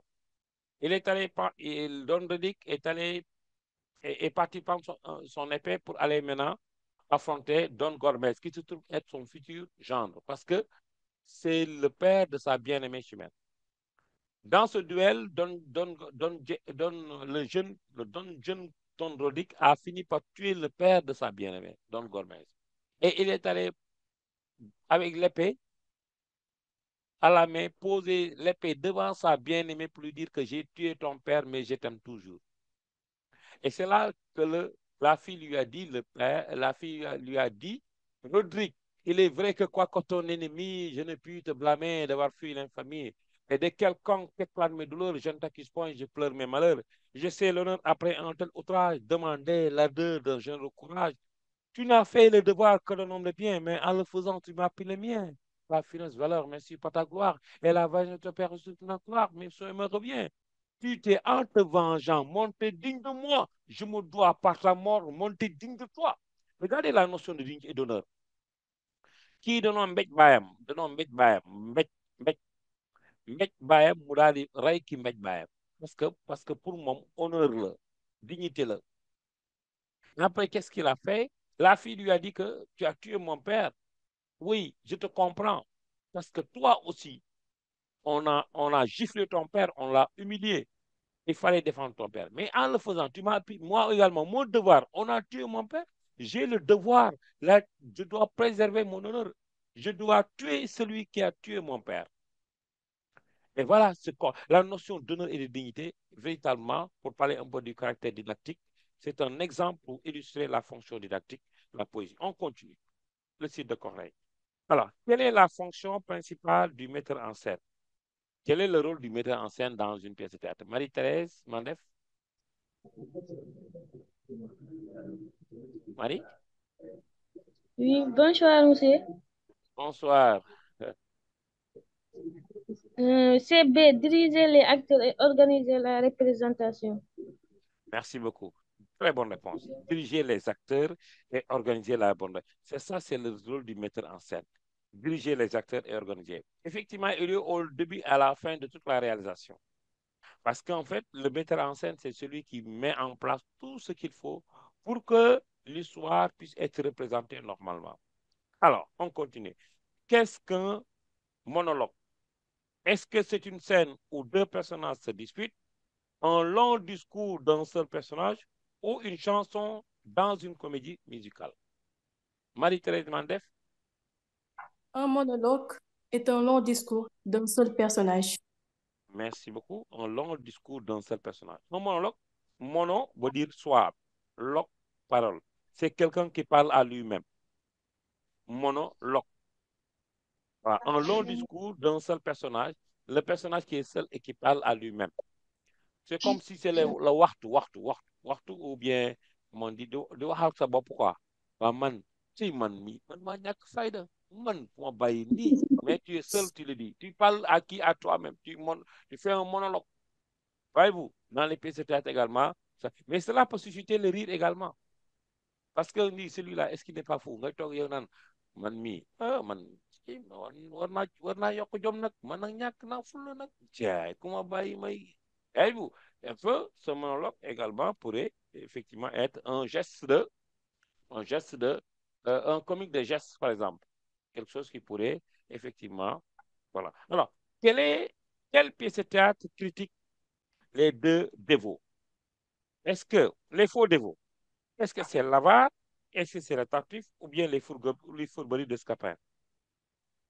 Toutes ces pièces-là sont des pièces de Molière. Quelle pièce de Molière critique les faux dévots? Les faux dévots, ce sont les gens qui se disent pieux, qui sont de vrais croyants, mais bon, qui ne sont pas voilà, qui ne sont pas vraiment de vrais croyants. Ils se disent croyants, mais ils ne sont pas vraiment croyants. Mam Diao, Mam Diao. Oui, Oui, allez-y. Quelle pièce c'est de le, Molière critique les faux dévots? c'est le tartuffe. C'est le tartuffe. Merci beaucoup. C'est dans le tartuffe effectivement, un tartuffe déjà, c'est un faux dévot. Quelqu'un ku gëmul dara. Soo xam ne si day gëm-gëm lu di sol ay grand mbubb ak ay kii naan dama man kilifa laa nangam fekk na woo moo gën a kàccoor ñëpp kooku mooy un tartuffe. C'est un faux dévot. Alors, quel terme désigne le théâtre parlé par un personnage? Quel terme désigne le texte parlé par un personnage? Le texte. Est-ce que c'est qu'on appelle une didascalie, une réplique ou un aparté? Quel terme désigne le texte parlé par un personnage? Hein, ça? Euh, c'est une réplique. c'est une réplique, effectivement. Une réplique, effectivement, c'est quand tu parles, tu donnes ta réplique, moi je donne ma réplique. Ce sont les différents dialogues. Alors, ma réplique, c'est ma prise de parole. Ma réplique, c'est ma prise de parole. Ça va être une question ou une réponse. Ou bien je te réponds ou tu me parles, je te parle. Dans tous les cas, c'est une réplique. Qu'est-ce qu'un quiproquo au théâtre? Voilà, on peut expliquer ça pour ceux qui ont suivi. Est-ce que c'est un malentendu comique entre personnages, une scène tragique ou un changement de décor? Qu'est-ce qu'un quiproquo? Marie-Pierre, Boucher, oui? je pense que c'est un malentendu comique entre un personnage. Oui, je donne tout simplement un exemple. C'est très bien. C'est un malentendu comique entre personnages parce que tout simplement, c'est un comique de situation. Comique de situation parce que, voilà, c'est une situation de malentendu. Parce que, voilà, comme on dit, il a pris qu'il croyait prendre. Un peu dans cet esprit-là. Alors, quelle pièce de Racine met en scène Phèdre, amoureux de son beau-fils? Quelle pièce de théâtre, quelle pièce de Racine met en scène Phèdre, qui est amoureuse de son beau-fils? Alors, La réponse est dans la question. la réponse est dans la question. Qui parle, c'est Mohamed. C'est Mohamed Faible. Baye. Hein? Oui, oui. Mohamed, oui, d'accord. La réponse est dans la question. Ça veut dire quoi? Non, on dit, non, attendez, la réponse n'est pas la question. En fait, bon, disons que la question est très claire. Mohamed. On a dit, quelle pièce de Racine met en scène Phèdre? Le Phèdre, c'est un personnage hein, qui est amoureux de son beau-fils. La pièce de théâtre où Phèdre est amoureux de son beau-fils. Cette pièce de théâtre s'appelle C'est comment? Phèdre. Ah, C'est d'accord. bon. Mais comment on appelle un peu ces genres de pièces de théâtre? Dont le personnage principal, le nom du personnage principal est le nom du livre. C'est-à-dire que quand on... Hmm? Comment on appelle un livre dont le titre est porté par le nom principal le héros principal. Ici, nous avons, oui, Maître Mendès, le personnage. Hein? Oui, Abdoulaye Sarr. C'est pas une épopée ou quelque chose comme ça. Non, épopée, c'est un sous-genre du combat. Il y a épée, il y a et quand même. J'ai pensé que vous avez même trouvé le épo, épo, Éponyme. éponyme, voilà, éponyme. Éponyme. Éponyme, voilà, c'est ça. Qui a dit ça, Mané? C'est très bien. C'est très bien. Alors, donc, quel mouvement théâtral privilégie les émotions et le sublime? Le classicisme, le romantisme ou le théâtre de l'absurde? Réfléchissez bien. Quel C'est mouvement le théâtre de théâtral? l'absurde.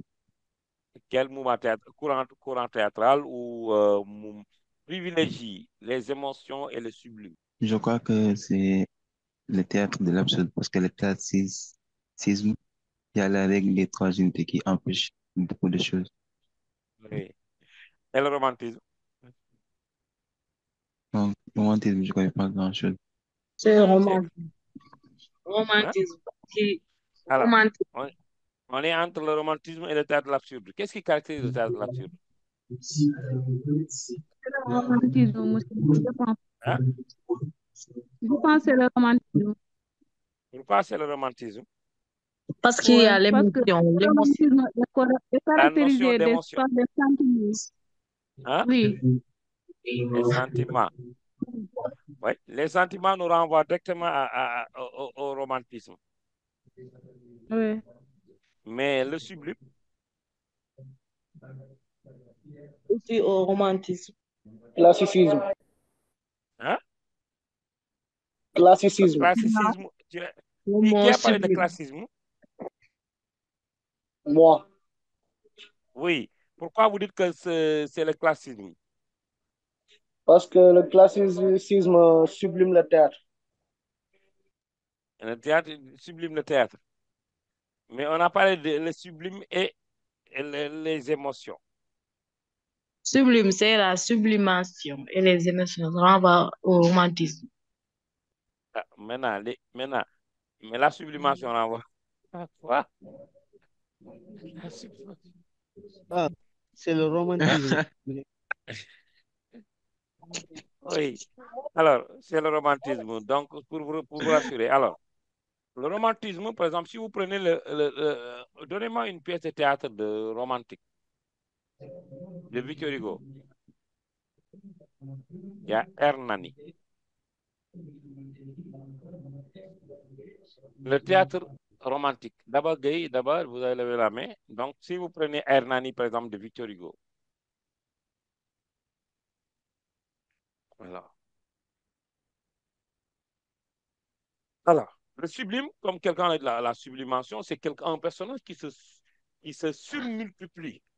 La sublimation, ouais, c'est quand on passe directement de l'état liquide à l'état gazeux. Ouais, quand on passe de l'état liquide à l'état solide. Ton état solide à l'état liquide, c'est pas grave, mais quand on passe directement de l'état liquide à l'état gazeux, c'est la sublimation. C'est une surmultiplication du personnage qui traverse des choses extraordinaires. Mais Victor Hugo l'a fait à travers Hernani et à travers surtout les émotions symbolisent naturellement le romantisme. Quand on parle du romantisme, c'est l'exaltation du moment personnel, l'exaltation Oui. des émotions. Donc, la notion de sentiment est là. Il n'y a pas de problème. Donc, c'est pourquoi maintenant tout le monde a dit, effectivement, oui, il y avait le romantisme, d'accord. Mais c'est la sublimation qui est. Ça, c'est le héros qui réussit des prouesses, des exploits, des choses inimaginables. C'est ce qu'on appelle donc le sublime, la sublimation. Et voilà donc, si vous lisez cette festival, il y a effectivement, vous verrez donc que effectivement ces deux aspects. Mais il y a une autre rupture de Victor Hugo. Il y a ce qu'on appelle la bataille d'Hernani. Donc, il n'a pas respecté les règles classiques. Quelqu'un a dit effectivement que le théâtre classique est symbolisé par le respect strict des trois unités. L'unité de temps, l'unité de lieu, l'unité d'action. Mais également, il y a la bienséance et la vraisemblance. Mais quand pourquoi il y a eu des problèmes avec Hernani, c'est que Hernani, Victor Hugo n'a pas respecté, effectivement, a presque enfreint ce qu'on appelle les règles classiques et cela a créé beaucoup de on continue, parce qu'il y a beaucoup de questions. Quelle est la particularité du théâtre de l'absurde? Maintenant, on vient à la question. Exemple, en attendant, donc, Gado. Donc, quelle est la particularité du théâtre de l'absurde? Est-ce que ce sont les dialogues illogiques et un sens d'intrigue traditionnelle?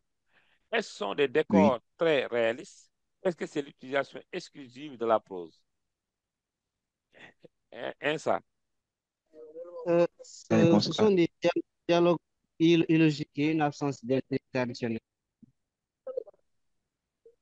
Et quand on parle du théâtre, effectivement, euh, du théâtre de l'absurde, c'est ça. Ce qui est absurde, c'est ce qui est. C'est ça. C'est qu'en fait, c'est illogique. Et là, le Déjà, maître Ce qui d'œuvre n'a pas de sens. qui n'a pas de quand quelqu'un sens, quand quelqu'un dit des insanités, on dit il raconte des absurdités. des absurdités. Voilà. Maintenant, ce qui est absurde, c'est que le théoricien de l'absurde, c'est qui d'abord? Albert Camus. Albert Camus. L'absurdité, c'est ce qui est illogique. Avec Par exemple, si on prend son roman L'étranger, vous voyez ce qui est absurde, c'est quoi? l'étranger. Est-ce que vous savez pourquoi Meursault a été tué, a été condamné? Meursault a été Hein, condamné pourquoi? Marie-Thérèse Mendès. parce qu'il Moi, prenait tout à la légère. Hein? Parce qu'il prenait les choses à la légère. Oui, mais Oui. précisément, qu'est-ce qu'on lui a reproché? De ne pas Oui? parce pleurer qu'il a lorsque sa tué mère est. Voilà, de ne pas plaider le jour de l'enterrement de sa mère. Ouais, c'est absurde. Tu es condamné, on te dit que tu es insensible, tu es capable de commettre des crimes. Mohamed, quand on dit à une personne, tu es capable parce que tu n'as pas pleuré le jour de l'enterrement de ta mère. Oui, ça c'est absurde, c'est illogique. C'est caractère illogique des pièces de théâtre, Dieu, parfois. du XXe siècle et ce qui a appelé donc le théâtre de l'absurde. Oui, qui a posé une question? Mais Mané. qui est le mort? C'est pourquoi on l'a emprisonné. Qui c'est? Meursault. Ah, mais n'oublie pas que Meursault, Oui, c'est un il a roman. Hein? assassiné le mort. Hein? Oui. Il a tué l'arabe. Oui. Mais il a tué l'arabe. Mais quand on a voulu le condamner, est-ce qu'il a tué l'arabe? L'acte a été déterminant. Il a tué l'arabe. Mais est-ce que réellement, ce n'était pas un geste de légitime défense? L'arabe a voulu le tuer. Ils Lui, ont utilisé l'assassinat complet. l'assassinat. Mais ce n'était pas la cause principale. Ce Oui, sont mais les ils ont utilisé témoignages qui ont... complet. Oui, Mané, vous dites? Je vous donne la parole. Ils l'ont utilisé comme prétexte. Ah, c'est pourquoi c'est absurde maintenant. On a voulu expliquer tout à l'heure, Mané, c'est qu'est-ce qui est absurde. Qu'on prenne des prétextes comme ça pour juger ou condamner une personne. L'acte de pleurer, c'est comme l'acte de manger, c'est une question d'envie. Si vous n'avez pas envie de pleurer, comment vous pouvez pleurer? Mais est-ce qu'on doit se baser sur ces futilités-là, excusez-moi du terme, pour pouvoir effectivement condamner une personne à vie? Non, Non, c'est non. ça qui est illogique. C'est pourquoi maintenant le théâtre de l'absurde est symbolisé par ce fait-là, ce caractère illogique. Mais ne confondez pas. Dans l'étranger, on est dans le roman. Ici, on parle de théâtre. Il y a des pièces de théâtre d'Albert Camus qui sont jugées donc illogiques. Mais le fait d'avoir... C'était juste un exemple pour expliquer c'est quoi l'absurdité. C'est bon? On est d'accord? On passe au deuxième Oui. exercice. Alors, attachez vos ceintures, ce sera beaucoup plus corsé maintenant. Alors, quel genre théâtral met en scène des situations grotesques et des personnages exagérés pour faire rire? Est-ce que c'est la tragédie? Est-ce que c'est la comédie? Ou est-ce que c'est le drame? C'est la comédie. C'est la Qui parle? comédie. C'est la comédie. D'accord, tout La le monde est d'accord. comédie. Voilà. La comédie, la finalité, c'est de faire rire. Mais on met des personnages diaboliques. Souvent, on caricature d'abord le comportement, on caricature la façon de s'habiller, le costume, on caricature les paroles, on essaie de déformer, on caricature même l'environnement pour pouvoir effectivement chercher cet effet-là de faire rire. Quand maintenant on parle de personnages grotesques, parfois ce sont j'ai parlé des fourberies de Scapin tout à l'heure. Fourberies, ce sont les tromperies, par exemple les duperies, les tromperies d'une personne. Mais Scapin, c'est un bouffon, un personnage atypique dans sa façon de parler, dans sa façon de... Tout est caricatural, tout est dénaturé chez lui. Ce n'est pas un personnage, c'est comme un fou. On représente ces personnages-là parfois pour faire rire. Regardez bien quand on prend. Je n'ose pas donner des exemples parfois de téléfilms parce qu'on va confondre téléfilm et théâtre. Et attention, téléfilm n'est pas théâtre. Mais si on sort de notre théâtre qu'on étudie aujourd'hui et qu'on va dans les téléfilms, on prend le personnage de Saner.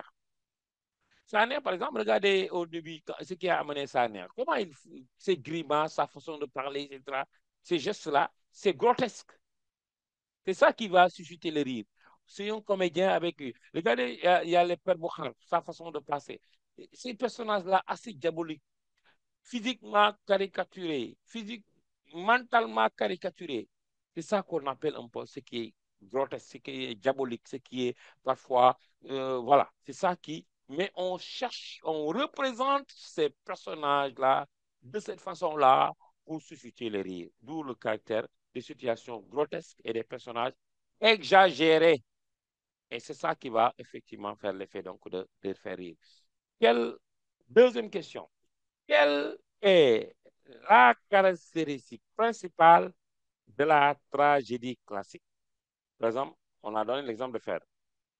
Est-ce que c'est une fin heureuse et des quiproquos.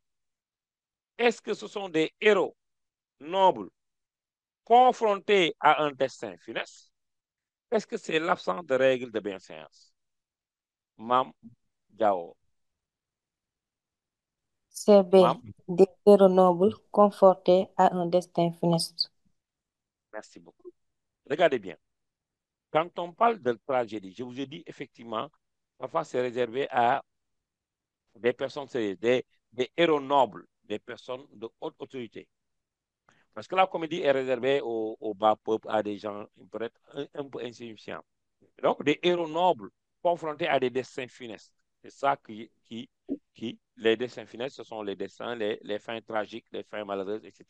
Parce que je vous ai dit que la comédie, la tragédie, c'est ça qui fait la caractéristique. Non seulement les types de personnages ont une certaine autorité, un certain niveau de vie, un côté noble, mais aussi c'est par rapport au dénouement à la fin, quand la fin un peu est malheureuse. Alors, on va continuer.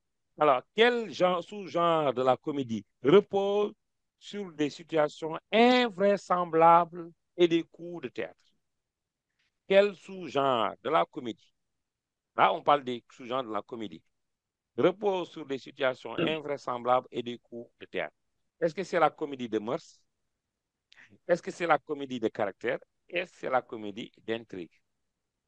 Abdoulaye Sarr. C'est la comédie de Des mort. situations invraisemblables et des coups de tête, oui. C'est la comédie de mort. C'est la comédie de mœurs, effectivement. Dans le cas de la comédie de mœurs, vraiment, alors, il y a cette caractéristique, surtout l'invraisemblabilité, des situations invraisemblables. Alors, cette comédie vise à un peu tourner en dérision la monomanie qui caractérise certains personnages. C'est-à-dire que cela a un effet peut-être satirique. On veut se moquer de certains comportements des gens, de certains vices des gens. Et souvent, on diabolise. Si on prend, par exemple, beaucoup comme l'avare de Molière, et, mais quelqu'un qui est d'une d'une euh, d'une cupidité aussi extraordinaire, c'est débordant. Alors, qui aime l'argent dans certains temps. Mais on représente ce qu'il a et c'est invraisemblable. On exagère un peu dans la façon de représenter ces choses-là. Cette forme de comédie-là, c'est un peu exagéré d'une certaine manière, invraisemblable. Ça représente pas, ça ne respecte pas trop les règles parce que c'est un peu dans l'habit, mais ça a un aspect un peu caricatural, mais qui vise à dénoncer certains vices. Il y a des gens qui sont vicieux. On ne te demande pas de ne pas aimer l'argent. Aime l'argent, mais avec une mesure, avec des limites. Quand c'est débordant, ça frise l'excès, c'est devenu un vice. Et de ce point de vue, il ne faut pas gaspiller. On dit que celui qui gaspille n'est pas bon, mais il ne faut pas être pingre.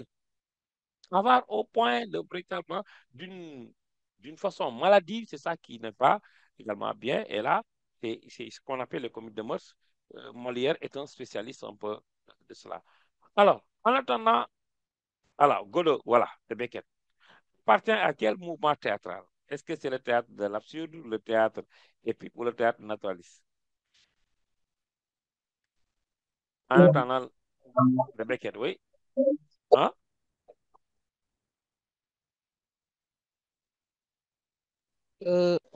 C'est le théâtre de l'absurde. C'est le théâtre de l'absurde, vous avez tout à fait raison.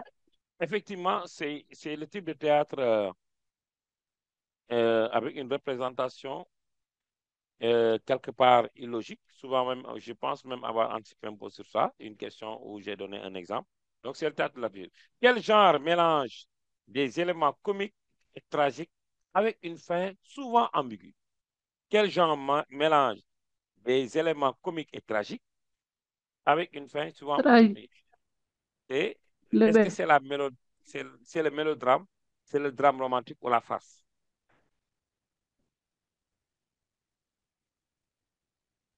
Le mélodrame. Le mélodrame. Oui? Vous dites? Il y a quelqu'un qui a dit? Hein? Oui. Pourquoi le mélodrame? Pourquoi vous dites que c'est le mélodrame? Non, c'est le drame romantique. Hein? C'est le drame romantique. Le drame romantique. Qui Oui. allie quoi? Le comique et le tragique.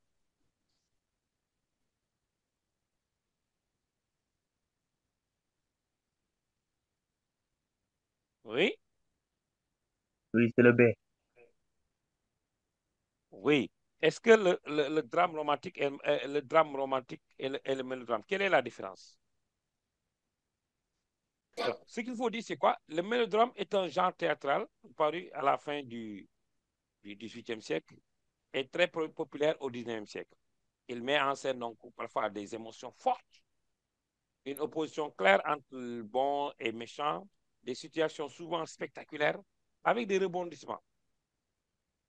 Là, c'est ça. Je voulais effectivement tout à l'heure évoquer les différents types, la typologie des y revenir sur, mais on n'a pas eu le temps.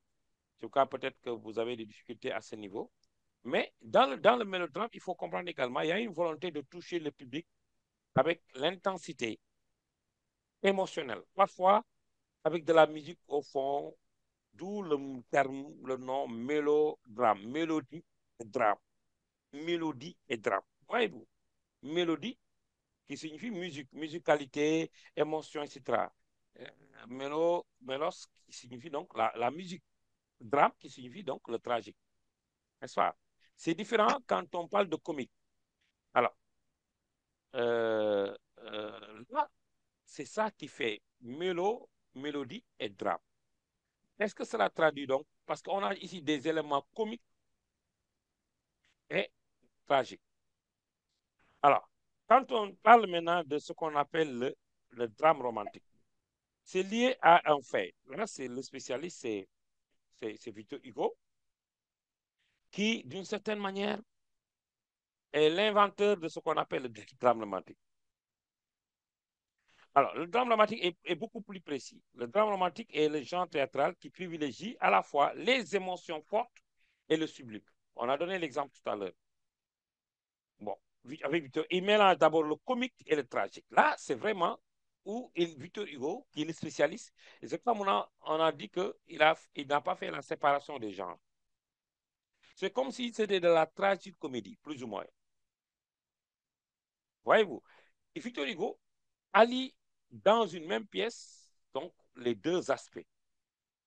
L'aspect tragique et l'aspect de ce qu'on appelle le comique.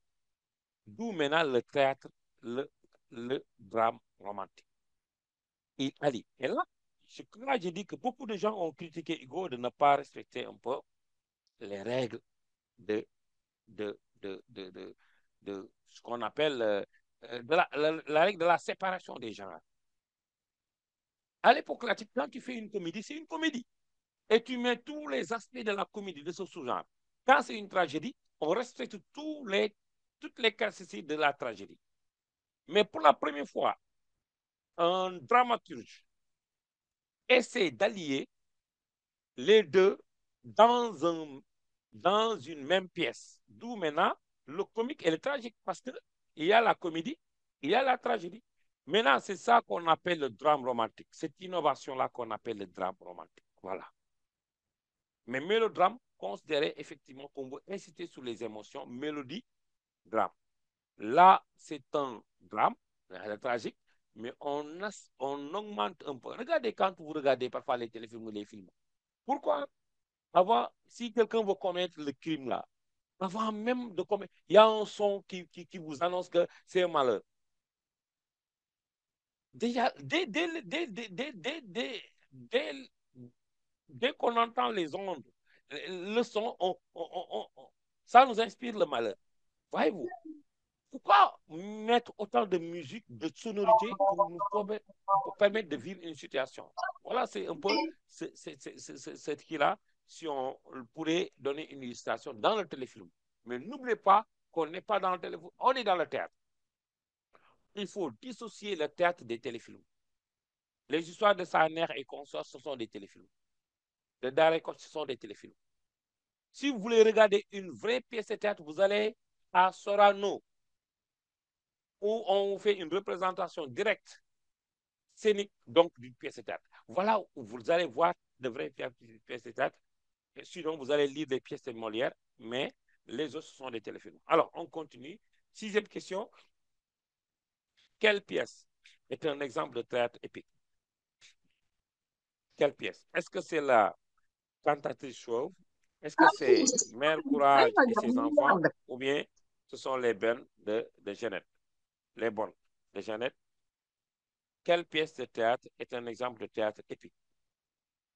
Exemple de théâtre épique. On a ici 3 exemples.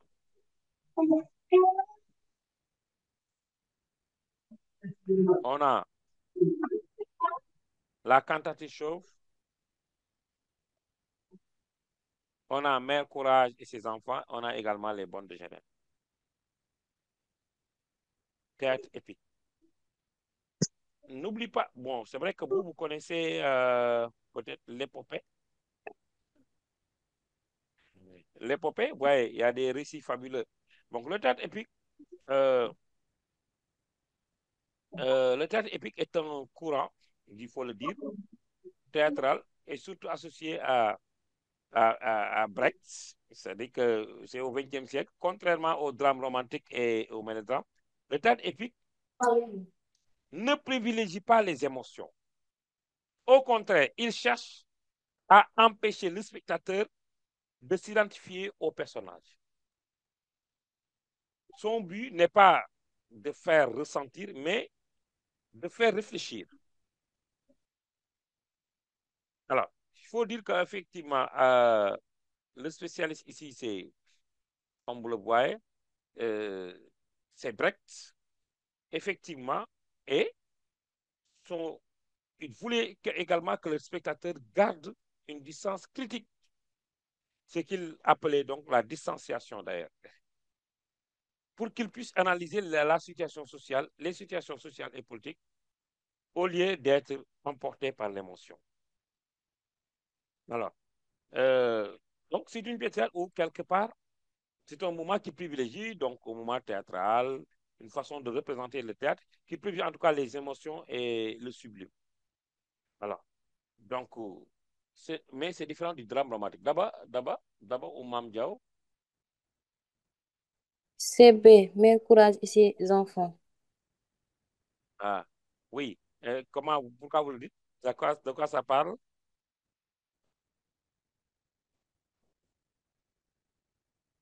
Mhm. Tu connais Mère Courage et ses enfants?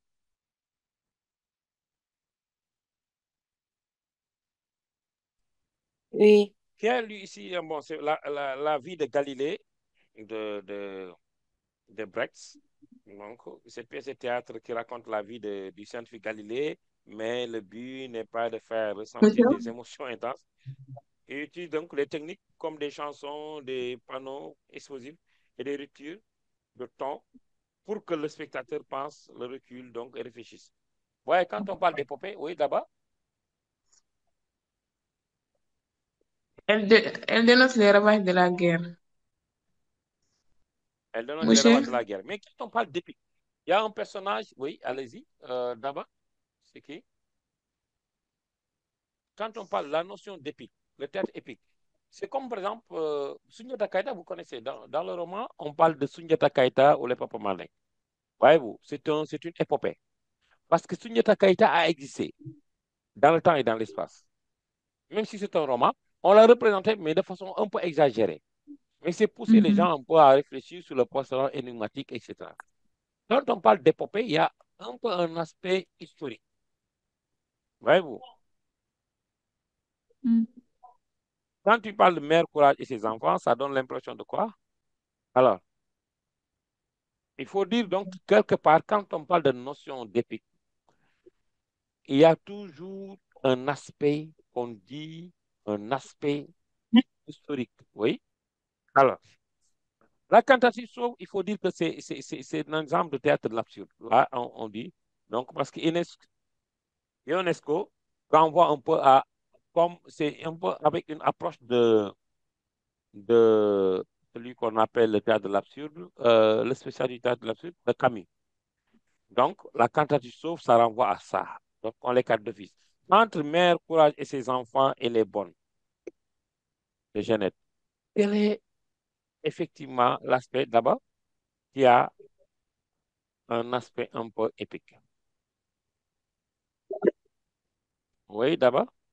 Alors, effectivement, donc, pour dire que c'est, pour avancer un peu parce qu'il me reste plus beaucoup de temps, il faut voir dans Mère Courage et ses enfants est un exemple de théâtre épique.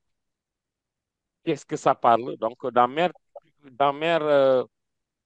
euh, de Brecht, donc, Mère Courage et ses enfants, la mère est une pièce de théâtre donc écrite en 1932, inspirée du roman de Maxime Gorky. Bon, elle raconte l'histoire donc d'une mère que tout le monde connaît. C'est un personnage historique. Pelagia Vela Sava. Donc, Pelagia Vela Sava, c'était une personnage historique, une ouvrière russe qui, au départ, est plutôt simple et soumise, mais qui finit par s'engager aux côtés donc des révolutionnaires socialistes.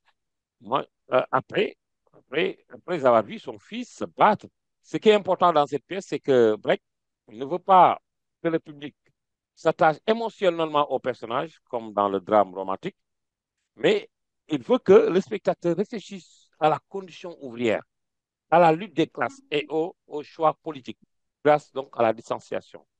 Voilà donc quelque part l'aspect pratique du théâtre épique. On représente un personnage, mais on fait effacer le personnage pour quand même faire permettre à la personne de réfléchir, comme dans Sundiata Kaita, le sort et tout ça. Moi, je pense qu'on pourra revenir un peu sur ça.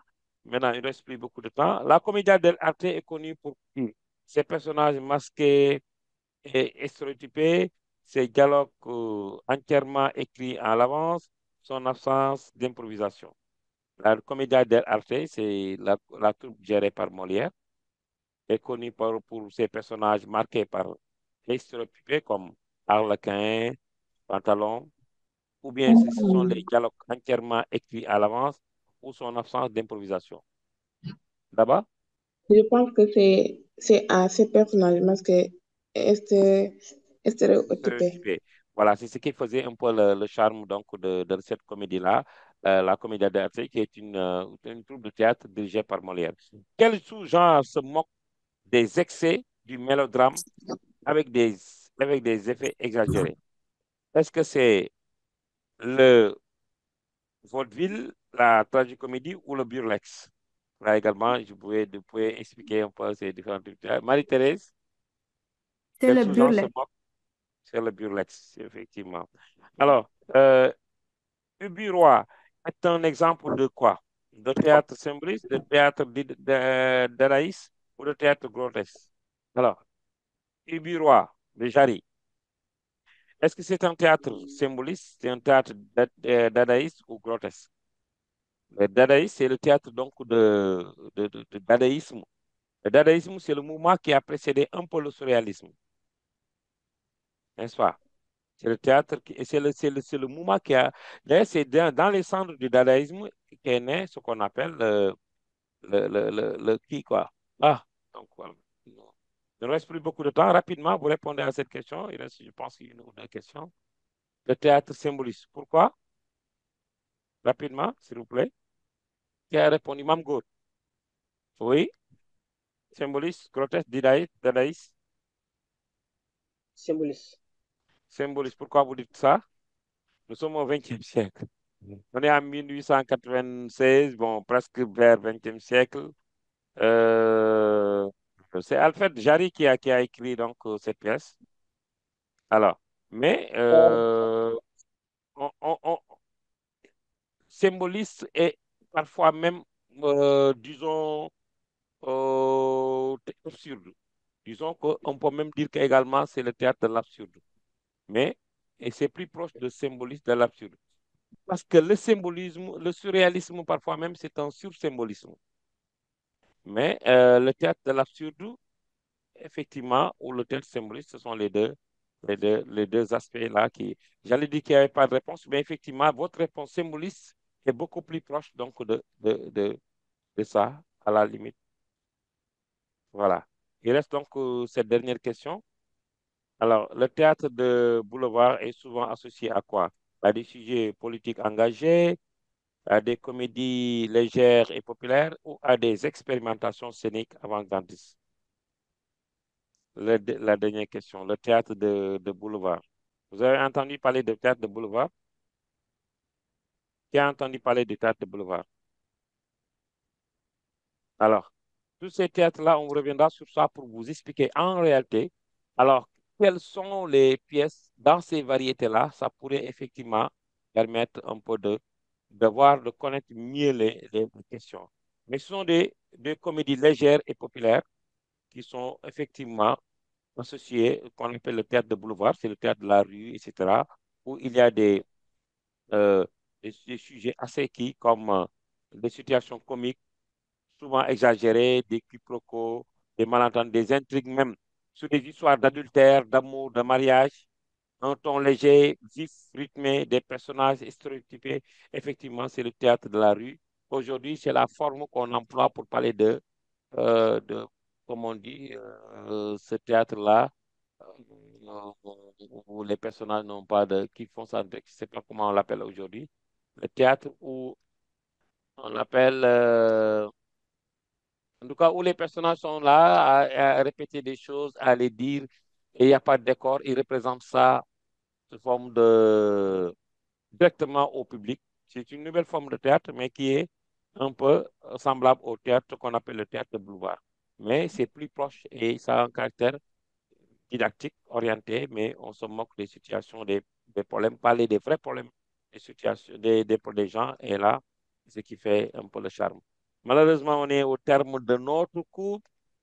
Alors, je ne sais pas qu'est-ce que vous préférez, qu'on revienne encore, et je préfère revenir un peu pour vous parler des fonctions. Aujourd'hui, il était question de parler généralement du théâtre, de tout ce qu'il a comme charme, mais principalement, je voudrais revenir alors sur le théâtre, les fonctions du théâtre, de par ces variétés-là, de par sa diversité, comprendre que c'est un genre complexe, qui a beaucoup de choses, mais pour quelle finalité?